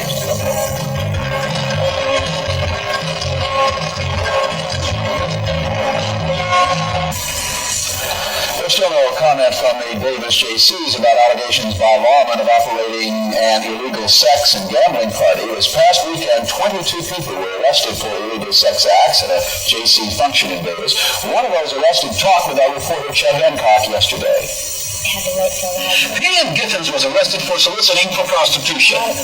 The people that we found out later were putting clothesmen, proposition there, almost every one of them did. And they were offering me money to get up on stage and take my clothes off, which I didn't do. Giffens says it was lawmen who solicited her, and she was set up. It was here at the Davis JC's annual sports night function where the arrests were made. Yolo County Sheriff's officers, state narcotic and alcohol officers raided the party, charging numerous drug and alcohol violations, plus prostitution and illegal sex acts on stage. There were nude female dancers on stage committing live sex acts with some of the party goers. It was a What sort of sex acts? full copulation. You may recall Pamela Giffens' involvement in the S&M sex dungeon case earlier this year in Sacramento. She's on probation now for prostitution charges in that case, and if convicted for soliciting for prostitution in the JC incident, she could go to jail. They auctioned off anything with a prostitute. At any time, you did not take off your clothes or perform any kinds of acts of prostitution at any time. No, I did not do that. Did you see anyone else participating in that kind of activity? I can't come from anywhere else. Pam says she's written about 10 chapters of a book about her experiences.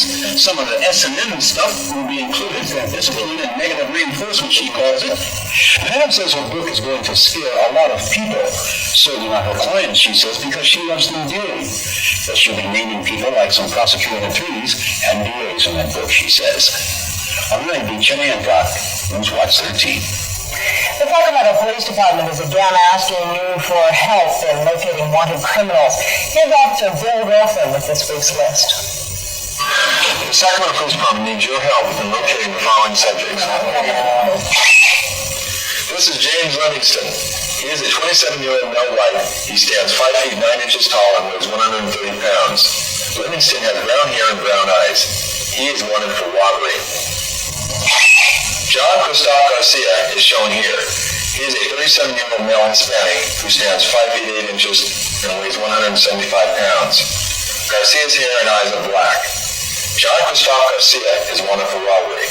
His last known address is on Polk Street in North Highlands. If you have any information on James Livingston or John Christophe Garcia, call us at 443-HELP. You can receive a cash reward and still remain anonymous. You'll also be doing your community a great favor. From the Sacramento Police Department, I'm Officer Rich Gaidon. Okay, here's a question. What happens to actors when a network cancels their show? Well, according to Jeff Bert Conley, you just move on to the next thing. Here's Tara with one. We're talking to Bert Conley. How are you? Hi. We like to play Ton of Things. Oh, yeah, it's my life. It's you, my all the other things you can do. Well, this is very important, you know. It keeps you from putting your fist through walls and kicking the dog and all those things. How involved are you in tennis, really? Well, I play as often as I can. For the last 3 or 4 months, I have not been able to play hard at all because I had a series on at night. I kept me busy all day. But since that's gone, I have no time to play now. Oh, they don't. What are we going to do? We talked to you a couple of months ago. Jerry Wallace talked to you. Great expectations. Colin Watkins was there. You guys were saying, that's right. How does it feel to be dumped? Well, I tell you, people call and offer condolences all the time, and my stock answer is, listen, I've been in show business a long time. I've been in a lot of flops.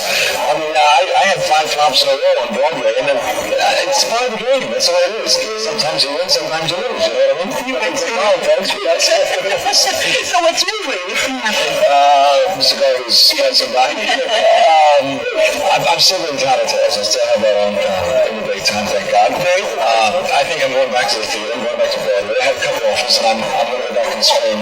So I'm looking forward to that, because those are my roots. That's where I come from. So I'm anxious to get it is nice. You're so sweet. Yeah. Let's get out of here.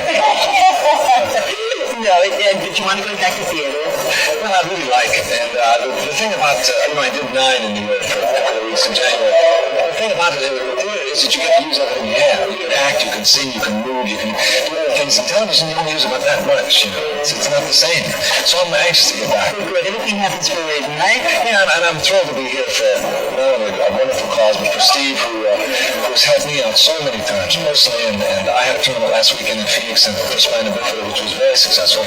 And to notice because of Steve, he came out late. He couldn't get down on Saturday, so he came Saturday night late and played Sunday in the exhibitions. And that's the kind of friend that. Well, you're out here for Steve Garvey and for MF, and thank you for being with us. She likes her work. She has a good time. I was talking to Ruth Conley at the Steve Garvey Tennis Classic, and tomorrow we're going to get a chance to meet the baseball group. Steve Garvey himself. Okay. But we'll be right back. But first, here's a look at what's coming up on tomorrow's show.